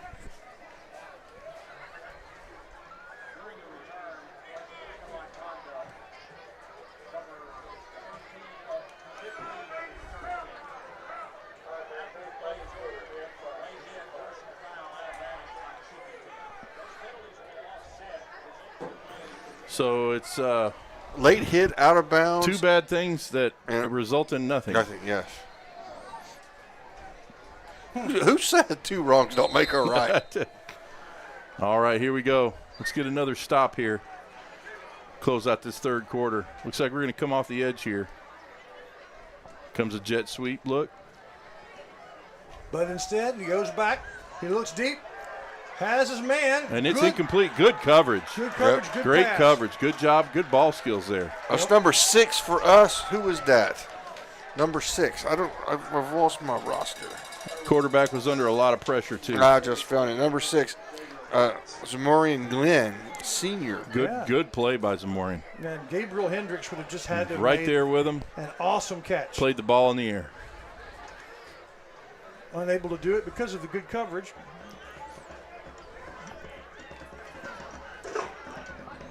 Getting close to the third quarter. When the third quarter break comes, we'll tell you what's going to happen here. Hey, number 6, Braden Pinnell wanted There's attention. 2 of them over there. Yeah, there's a mismatch, but they hand off instead right up the middle. He gets about 5 yards before they meet the wall of the Rough Rider linebacker. There were several there. Bring up a 3rd and long situation for him. 3rd and medium, 3rd and long, 3rd and 6. But Braden Pinnell had a point, didn't he? There's Yeah.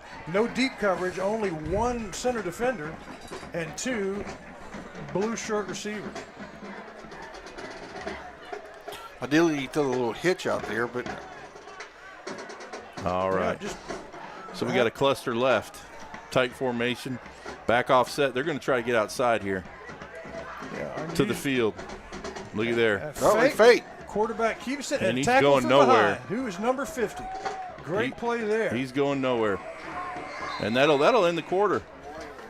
So instead of going to our normal set of commercials, we're going to call PSPN Central and see if we can get a hold of Larry Pierce, our partner and partner in crime, and with a preview of the game that he's going to do tomorrow. How completely unprepared I was to do this.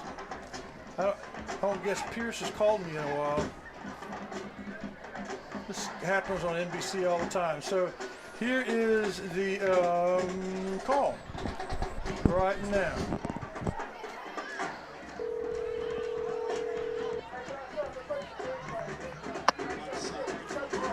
City's restaurant, I'll take the order. Hey, what's going on? We're calling you from Brownsboro, man. We don't need an order. We need some information. I do. I'll take a Royale with cheese. Well, I'm making peanut butter cookies, but they'll be ready tomorrow. Ooh, Oh, yeah. That's exciting. Tell Hey, me Larry about- Pierce makes some great peanut butter cookies now. Absolutely does. Give us a All little right, here we preview go. of your game tomorrow. Well, I'll tell you what, it's going to be a good game. We're going to be in St. Augustine, Shelbyville. Probably one of the best 2-5 teams in 2A right now. The St. Augustine Wolves really, really good, having their good season. They're really Fourth healthy. down play Both or teams 4th are and healthy. 4. It's going to be for a really, really Brownsboro. good game, and St. Augustine trying to keep at the top of the district there, and Shelbyville looking to get right back in there. Hey, sorry, man. He's going. While And he we runs were- it back inside While the you were 25. talking, the quarterback fumbled and bad intentions recovered the fumble and stopped the drive. On a 4th and 4. Sorry, Larry, but that was pretty good stuff. Great job by the Riders. Well, Larry, looking forward to your game. It's a big one in that Shelby County district, and thanks for taking the call. Hey, no problem. Y'all have fun. All righty. So how about that? But that wasn't what caused the fumble. What caused the fumble? It was 2 people hands in there. He tried to pull it. It was a quarterback read. He pulled the ball, and 2 guys jumped, squeezed off. Hands got in there. Ball's on the ground. Bad intentions picks it up, and he tries to house it. Yep. Bad intentions is making a pretty good case for player of the game, isn't he? Trips right. One back offset to the left. There goes Jeremy Blueford around the left side. He's going to be hard to stop. He fights his way down inside the 10, down to the 7-yard line. Maybe the guy's just kind of milling around. I'm not sure where he's spotting it outside the 10 to the 11. That's good. It is. And go ahead. You have a much better view of this angle of it. Just go ahead and do the call. All right, I'll say this. Riders 4 receivers. Offset back to the right. There we Offset go. back to left. It's bad intentions in the backfield, folks. This is the nasty formation. There you go. Inside handoff. Cody Atkins. He's going to bounce right. What? Gets a block out there. Cody is still running. Down inside the 5 to the 3-yard line.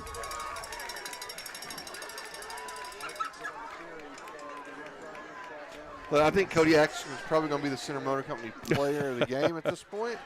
But, I mean, at some point, we got to give Radney some love. They don't give it, they're going to fake Easton it. Wolf pulled the ball, and there was a host of Bears back there. That'll bring up 3rd and long, 3rd and 10. Bring the ball back to the original line of scrimmage. But at some point, we're going to have to talk to Radney because this is about the 3rd week in a row where he's had a good game. Just turned in a solid game.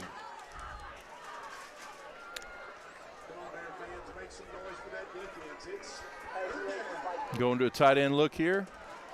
Twins to the left, offset back to the left. He had two wide open receivers. He found him. And found who did he find there for a touchdown?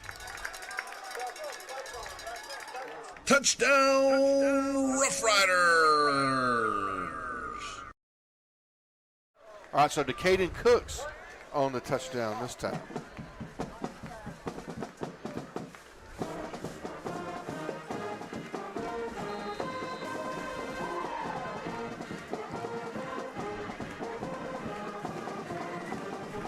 And extra point's good. They're going to run out of working lights on that scoreboard if this keeps up. It's 58-22. All right, folks, we'll be right back.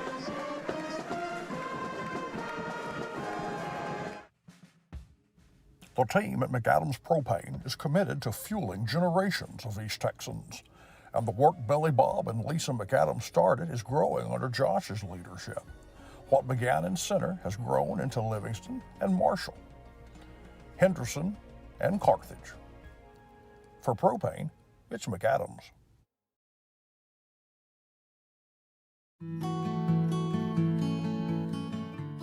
One of the things that Scott Watson was passionate about was staying up to date. He wanted his facility to be comfortable, but not comfortable like you remembered it growing up. From the lobby to the spacious and modern chapel, Watson & Sons never stops getting better.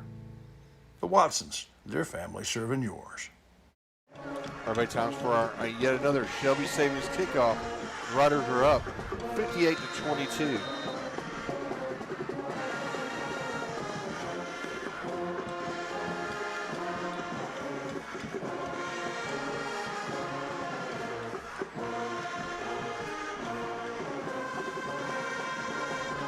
Good kick, good high kick. Going to fall around the 27-yard line. Fair caught there by the Bears.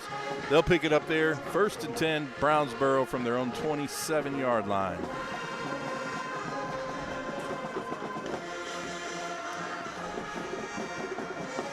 So at this point, there's still a bunch of time left to go in the game. But there really is. The Riders have 10 minutes. Put these number of rungs, as you like to say. Tons of rungs on that ladder. That ladder there's a lot of climbing needs to happen.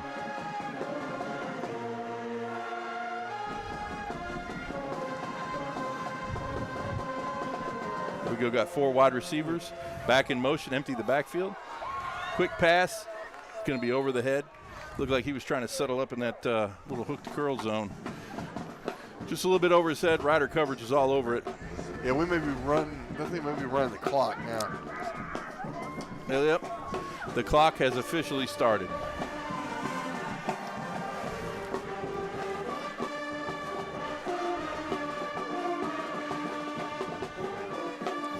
The halftime score 29-22. Yeah.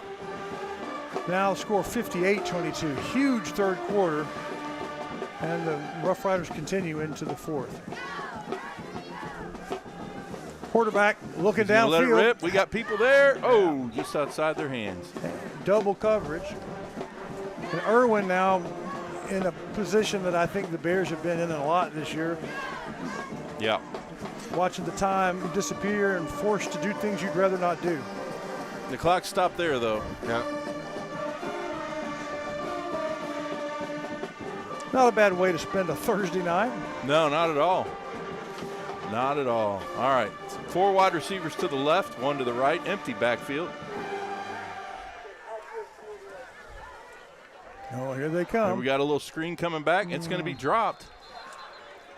Yeah, it's number 9, Travis Passons had it was thrown high, but that's when he they should may have had something going there, but he would have had to get upfield quick because there was Rough Rider pursuit coming from everywhere.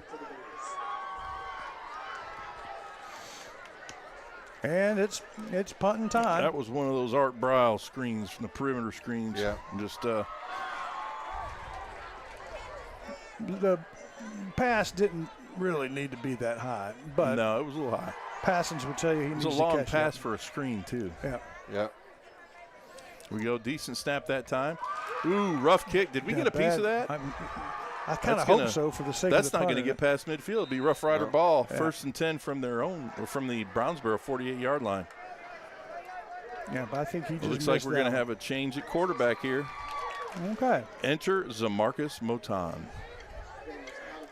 Well, it's a game now that Rough Riders are fully in control of, and I'm glad to see that because it was a nail biter early, wasn't it? At halftime, the I wonder Bears if we were went back, really resilient. I better not say that, but we go back to the locker room and see a football team sitting in there because this is not the team from the first half that we were playing. That's true. That's true. You were speaking truth there, man. All right. We got 2 receivers left, one to the right, one back in the backfield. Not sure we have enough players on the field. Bluford's going to bounce it. He's going to work inside, find himself a little bit to work with. It's still going to be a loss of about 1 on the play. When do you sit Bluford? I think we had 10 on the field there.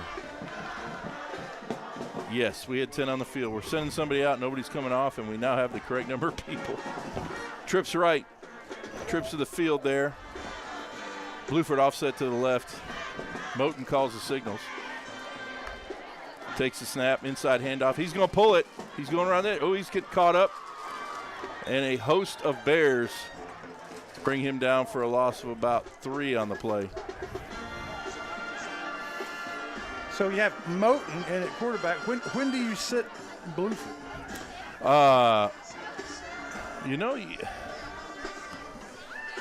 You're running with your rotation here.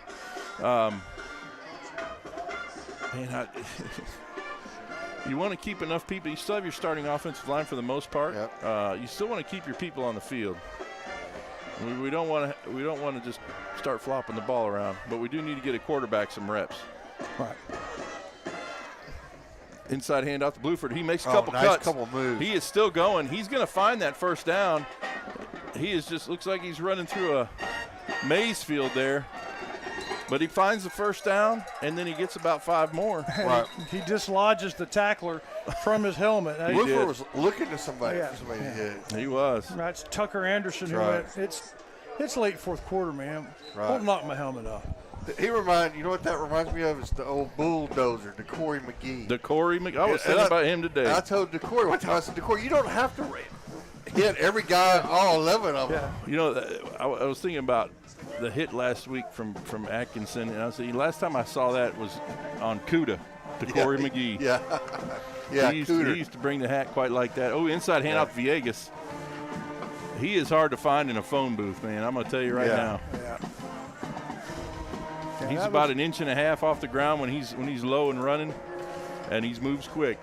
One of the things that I actually enjoyed watching in the Carthage game is those big old Carthage boys trying to find him. Yeah.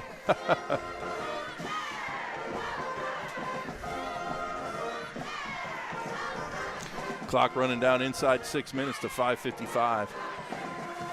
4 receivers, inside handoff to Villegas. He makes first man miss, makes second man miss, makes third man miss, fourth man gets the tally in the stat book there. Looks like a first down from here. We'll have to see what they decide on the field. They're going to call it 3rd and approximately 2.8 centimeters. Real tight shot there. All right, 4 receivers. Villegas offset to the left. Inside handoff. There are 3 guys in the backfield, but somehow Jasis finds his way back to the line of scrimmage. He got back there to make the loss, but he's just it looks like it may be a first down. Maybe not. Okay, we're calling him back to the original line of scrimmage. It's 4th and short here. Get our heads up and pick those 2 inside guys up. We will get the first down with no problem. Here we go, 3 receivers to the left. Villegas offset to the right. We got a backer tuffed up into A-gap. Quick screen to the left. A little bit too high. Decent throw. Yeah. He catches it. He gets a first. That's going to be a turnover on downs. And that'll be Brownsboro ball. 1st and 10 from their own 23-yard line. But that drive started Started back here. About 9 minutes to go in the half. Yeah. So The clock's been ticking down. It stopped now. Stick around for the Aurora Concepts postgame show. These are always fun ones when you just kind of have to try to figure out who you want to talk to because there's so many that you could. We'll talk to Coach Brown. We'll talk to our Center Motor Company player of the game. We'll try to find a cheerleader since we missed them at halftime. I mean, pregame, they weren't here yet. We got 2 receivers left, 2 backs in the backfield, 1 split right. It's that Twins open look. We're going to hand it off inside, get what we can. He weaves his way back. Number 15, Gregory, in on the tackle. That'll bring up 2nd down and 2 for the Bears from their own 30-yard line.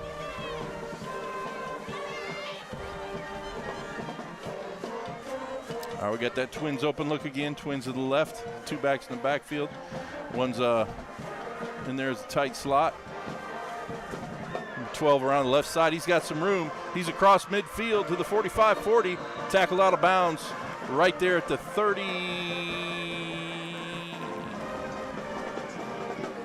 41-yard line of center.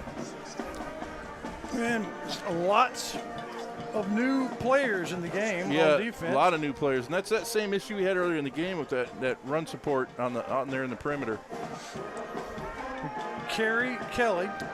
Here we go. We got that open Twins look to the right. We've got an H-back look to the right, back offset to the right. Inside handoffs, an isolation play. There we go. We got people folding back in. Number 60 on that tackle. Number 60 or is 50 or 60. 50 is Eric Arroyo. That's Eric Arroyo is who that was. Good play by him. That was a pickup of 2.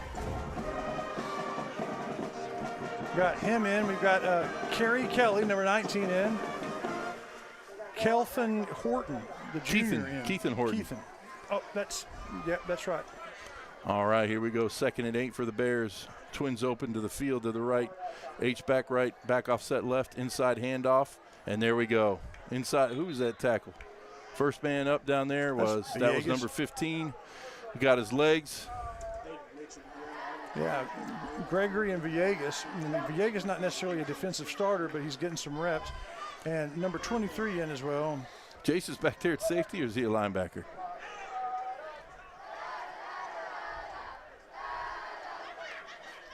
All right, here we go. We got that Twins open look again. Twins to the right, H back to the right, back offset to the left. Takes the snap. Fake handoff, puts it in his belly. He's rolled, he's flushed out, rolling to the right, getting rid of it. And it is out of bounds. Out of bounds. It is. Looks like it was caught, but out of bounds. Yeah. Floated out there. Coverage, tight coverage there by number 19. That's Radney. That brings up 4th and 6 for the Bears from the Rough Rider 37-yard line.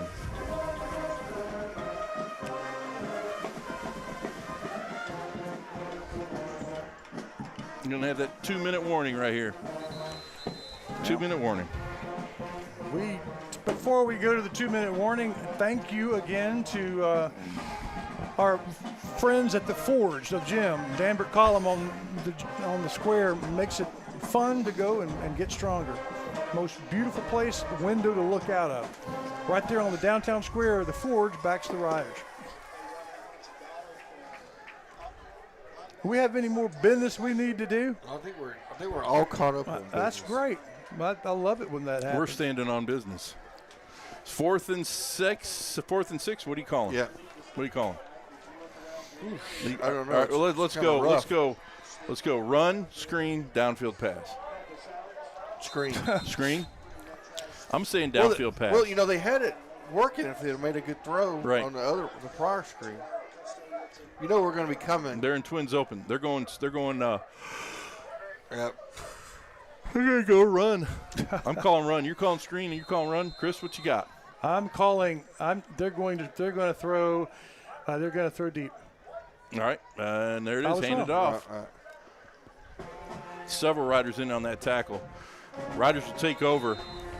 And that's the running back, Aiden Mitchum. Man, I hate it when I'm right. Yeah. And you guys are wrong. It happens often, but I hate it. Well, I called without looking at the formation. You said screen, but we had to call it blind.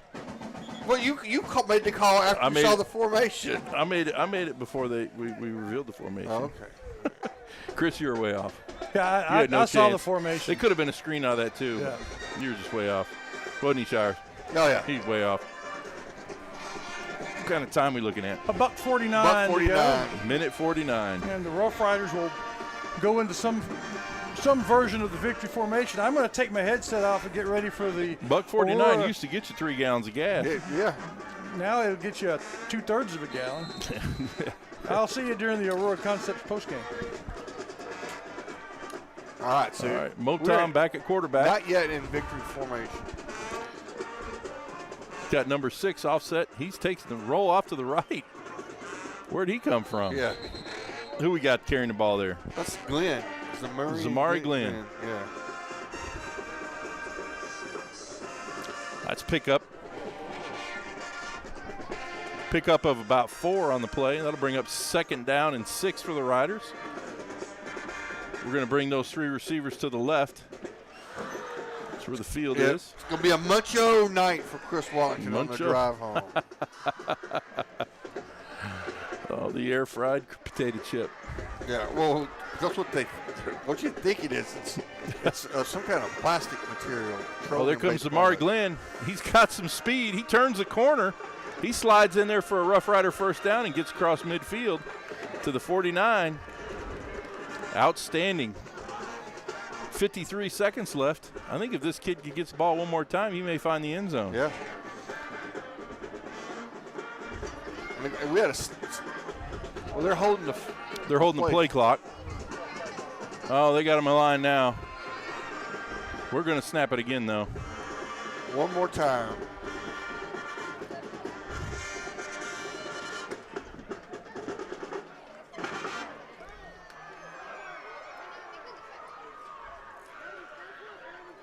Yep, are we? We're going to hold the play. We're not going to run a play. Or we're just going to wait so there's not another play to run. Wait, yeah, I think we can, because let's do this again. Yeah, so there can. Yeah, there's 7-6 difference. So yeah. That's going to do it, folks. That'll be it. Rough Riders are going to come to Brownsboro and face a very game Bears team, at least in the first half. Yep, and they have just guaranteed themselves an 11th game. That's right. Just guaranteed it. So that's good. 58-22, second half totally owned and dominated by the Riders. The Riders dominated that. So we're going to hear from a couple of folks when we come back. It will be the Aurora Concepts postgame show here live on NETSN. Tammy Steptoe is where realty becomes reality. How do you know? Every time there has been a reader's favorite contest in the Light and Champion, they've won it. Whether it's your modest home you're looking for, or maybe a slightly less modest home, or your dream home, Tammy Steptoe has it. Or maybe it's a lakeside getaway or property to start all over. You need to trust the ladies at Tammy Steptoe Realty and Center.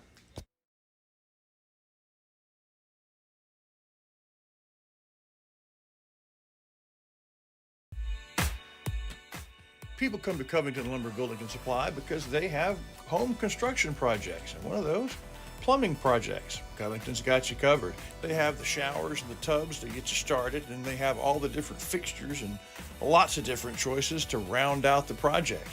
Then they have the tools that you need to make the things happen. It's all yours at Covington Lumber. All right, everybody, welcome back. It's the postgame show here live, brought to you by Aurora Concepts, and we're going to begin that now.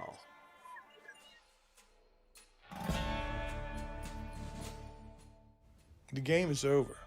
So now, the clinic, who provides players with physicals and with vaccinations, is ready to bring you the postgame show. The Aurora Concepts postgame show features something to smile about from Wyndham Family Dental, the Diamond B Cafe Pancake Blocker of the Night, and the Center Motor Company Player of the Game. So now we'll look back at the game. Tomorrow, let Aurora Concepts take care of you.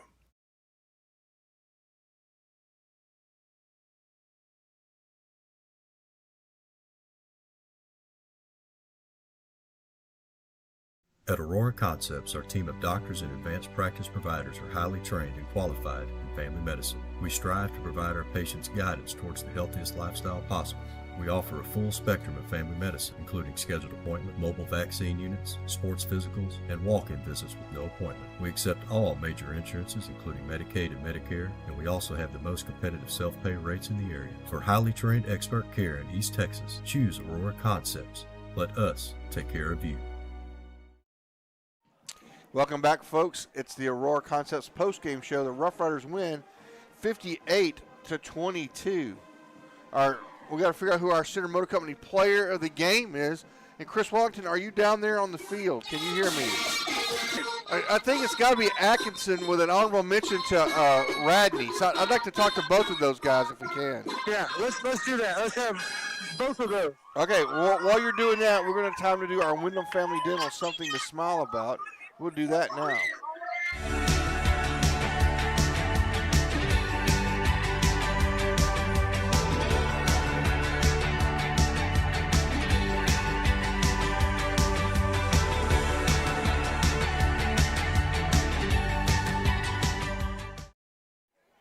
So our Wyndham Family Dental Something to Smile About, and that's going to be having the Colonel here in the press box with us at away games, behaving himself mostly.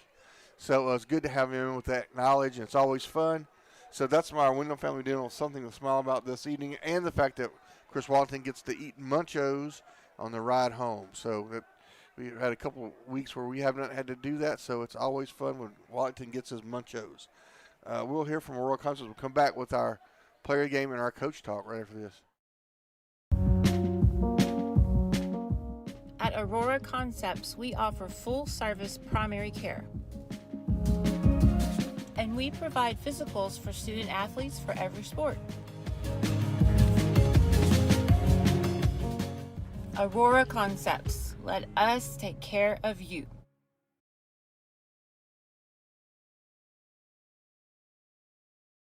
All right, everybody, welcome back. Here's Chris Wellington. We see him, and he's about to talk to a couple of players. So there he is. There's Mr. Bad Intentions, Mr. Nasty himself, along with number 54, Jace Radney. Yeah, that's awesome. So, yeah, great game, Mr. Atkinson. We'll talk to Jace first.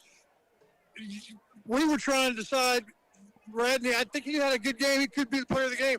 Grant Gregory said, if you don't choose Radney when he walked by. So we got co-players of the game. You had a great game tonight. Thank you, man. Did it feel good? Yes, sir. Tell me what felt, I don't know if different or particularly good tonight in your position. I just came out explosive, you know, a lot of hard work over the week during practice or whatever. Give me a kind of behind the scenes. What was one play or one series of plays where you knew something from practice, you watched something happen, and you went, ha ha. One play, me and Eric did bump, got me a sack off of it. We've been running it all week during practice. What's bump? What does it look like for those of us that don't bump? The DN comes out, and then he cuts back in, and the offensive tackle gets hit by the spike, the other nose or whatever. It comes down and hits him. I get upfield and get a sack. That's what happened. Yeah, that's excellent. Good game, and we call your name a lot, not just tonight, but the last 4 or 5 weeks. So keep after it. Look forward to seeing you at Halloween. Thank you. And then this guy, I mean, great game as always, but you may have had the Dairy Queen play of the season on the interception. Okay, that you intercepted the ball about 8-9 yards from the line of scrimmage, but the pass was intended about 20 or 25 yards down. How did you knocking the ball down would have been nice, but you held on to it. I can jump. Yeah, okay, yeah, but I mean, I might have could have in my day jumped up that high, but I wouldn't have kept hold of the ball. It was coming at you like a rocket. How'd you keep hold of it? I dropped a wide open pick last week and wanted one this week. Well, you made up for it. I just can't believe that you made that interception. It should have been way too fast for you to do anything with, but you did anyway. I had to make up for it. Second half was different from the first. What was the difference? We went in there, changed some things up, and just came out and played more physical. I mean, even our second string, third string, they let up 1 or 2 first downs all game. We just had everybody up front. The box played really well. Well, it was a good time. You got some guys that are messing with you, so yeah, you can go. These are the guys telling him what to say behind the scenes. We had 2 picks this game. They did good. Pat's a special team demon. Yeah. Jace is untacked, and Decaden does his thing always. So there you go. All the players of the game on the field. That's great. And before we go to break, we have Coach coming. This is going to work out great. Hey, but don't go away. I need to talk to you too. Don't go away. Yeah, right there. Well, Coach, it was to us anyway, it looked like a tale of two halves. Yeah. Was it? Very much so. So what was the difference? Well, I mean, it's, you know, you can blame it on playing on a Thursday. You can blame it on, you know, driving 2 hours. You can blame it on having a half-a-mile walk from the locker room. But ultimately, our kids, you have to overcome those things. And so I just think we came out a little flat. I mean, we scored, you know, 30-something points in the first half, but we were misaligned some. We had some busts, threw a pick there, but those things happen when you're still kind of building, getting adjusted, and had some guys playing some new positions. But we went into halftime, and what I told them was, you know, I said, hey, remember, you know, Dangerfield, we let those guys hang around, and we ended up. So I told them, I said, I want to shut out second half. I want to blow up the offensive on the scoreboard, and that's exactly what they did. They responded real well. Absolutely, that's exactly what happened.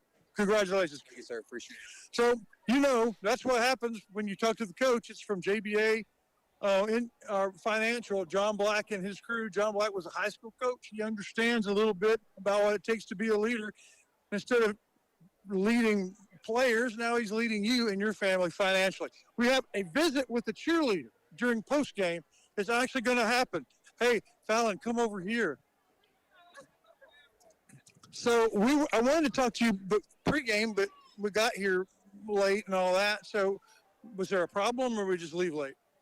I think we just left late. There's a problem with the buses or something. Okay, I mean, you know, it's a Thursday night varsity game. What do you expect?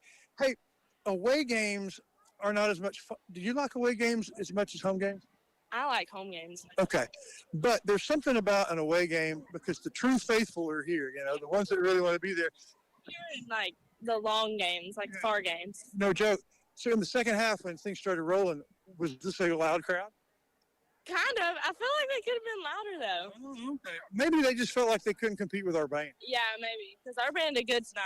I had fun with our band. That was fun. Well, we'll talk to you pregame next week. How's that?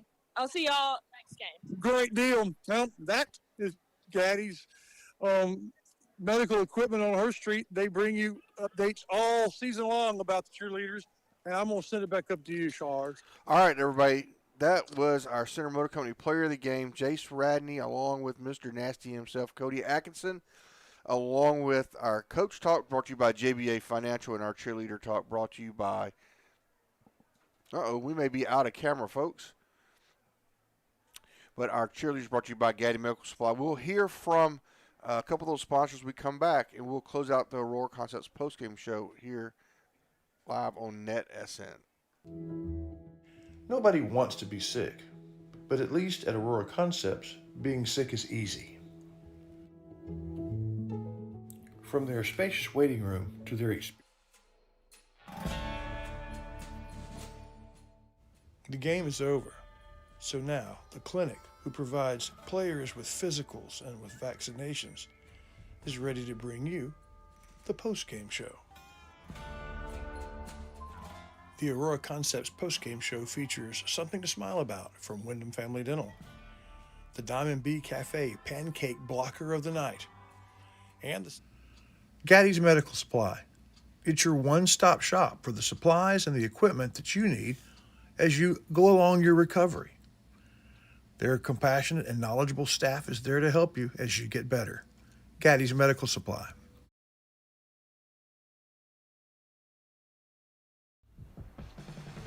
JBA Financial Services brings you Coach Talk, and there's a reason for that.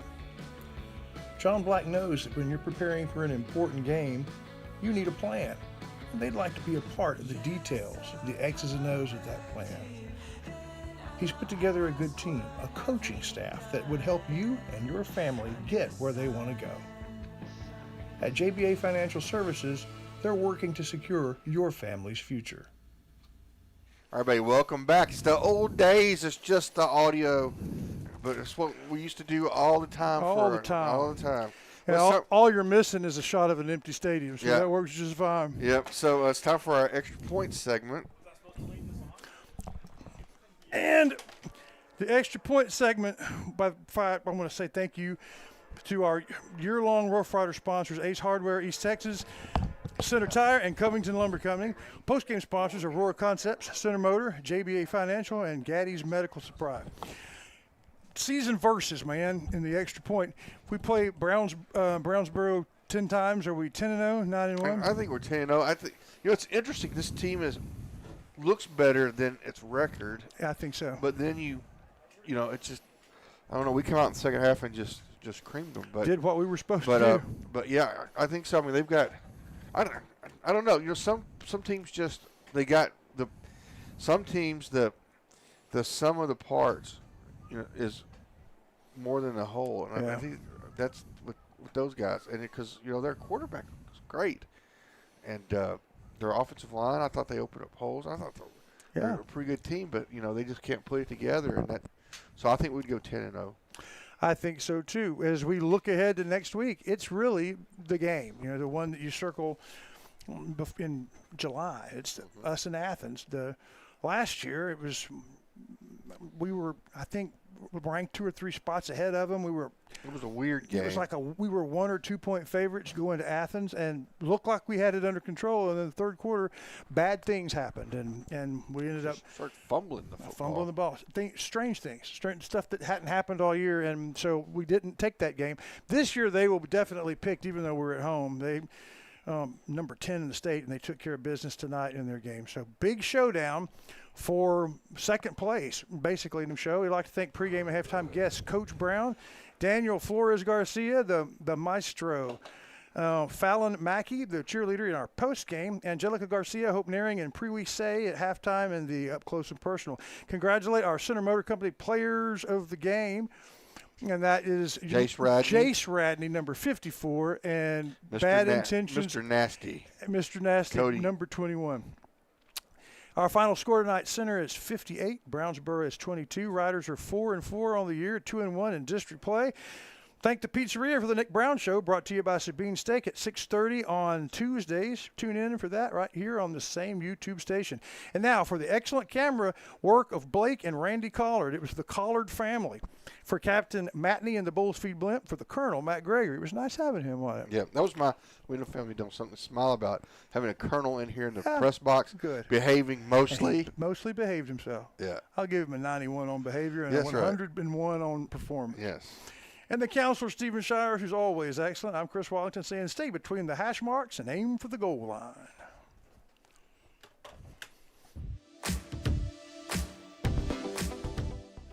We thank you for watching the Aurora Concepts postgame show. We have a big thanks to our postgame sponsors, Dairy Queen, Wyndham Family Dental, Wiggins Family Farms, Center Motor Company, JBA Financial, and Tammy Steptoe Realty.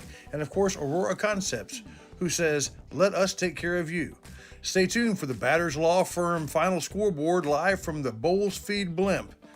We'll see you next week. Until then, it's first down and 7 days to go.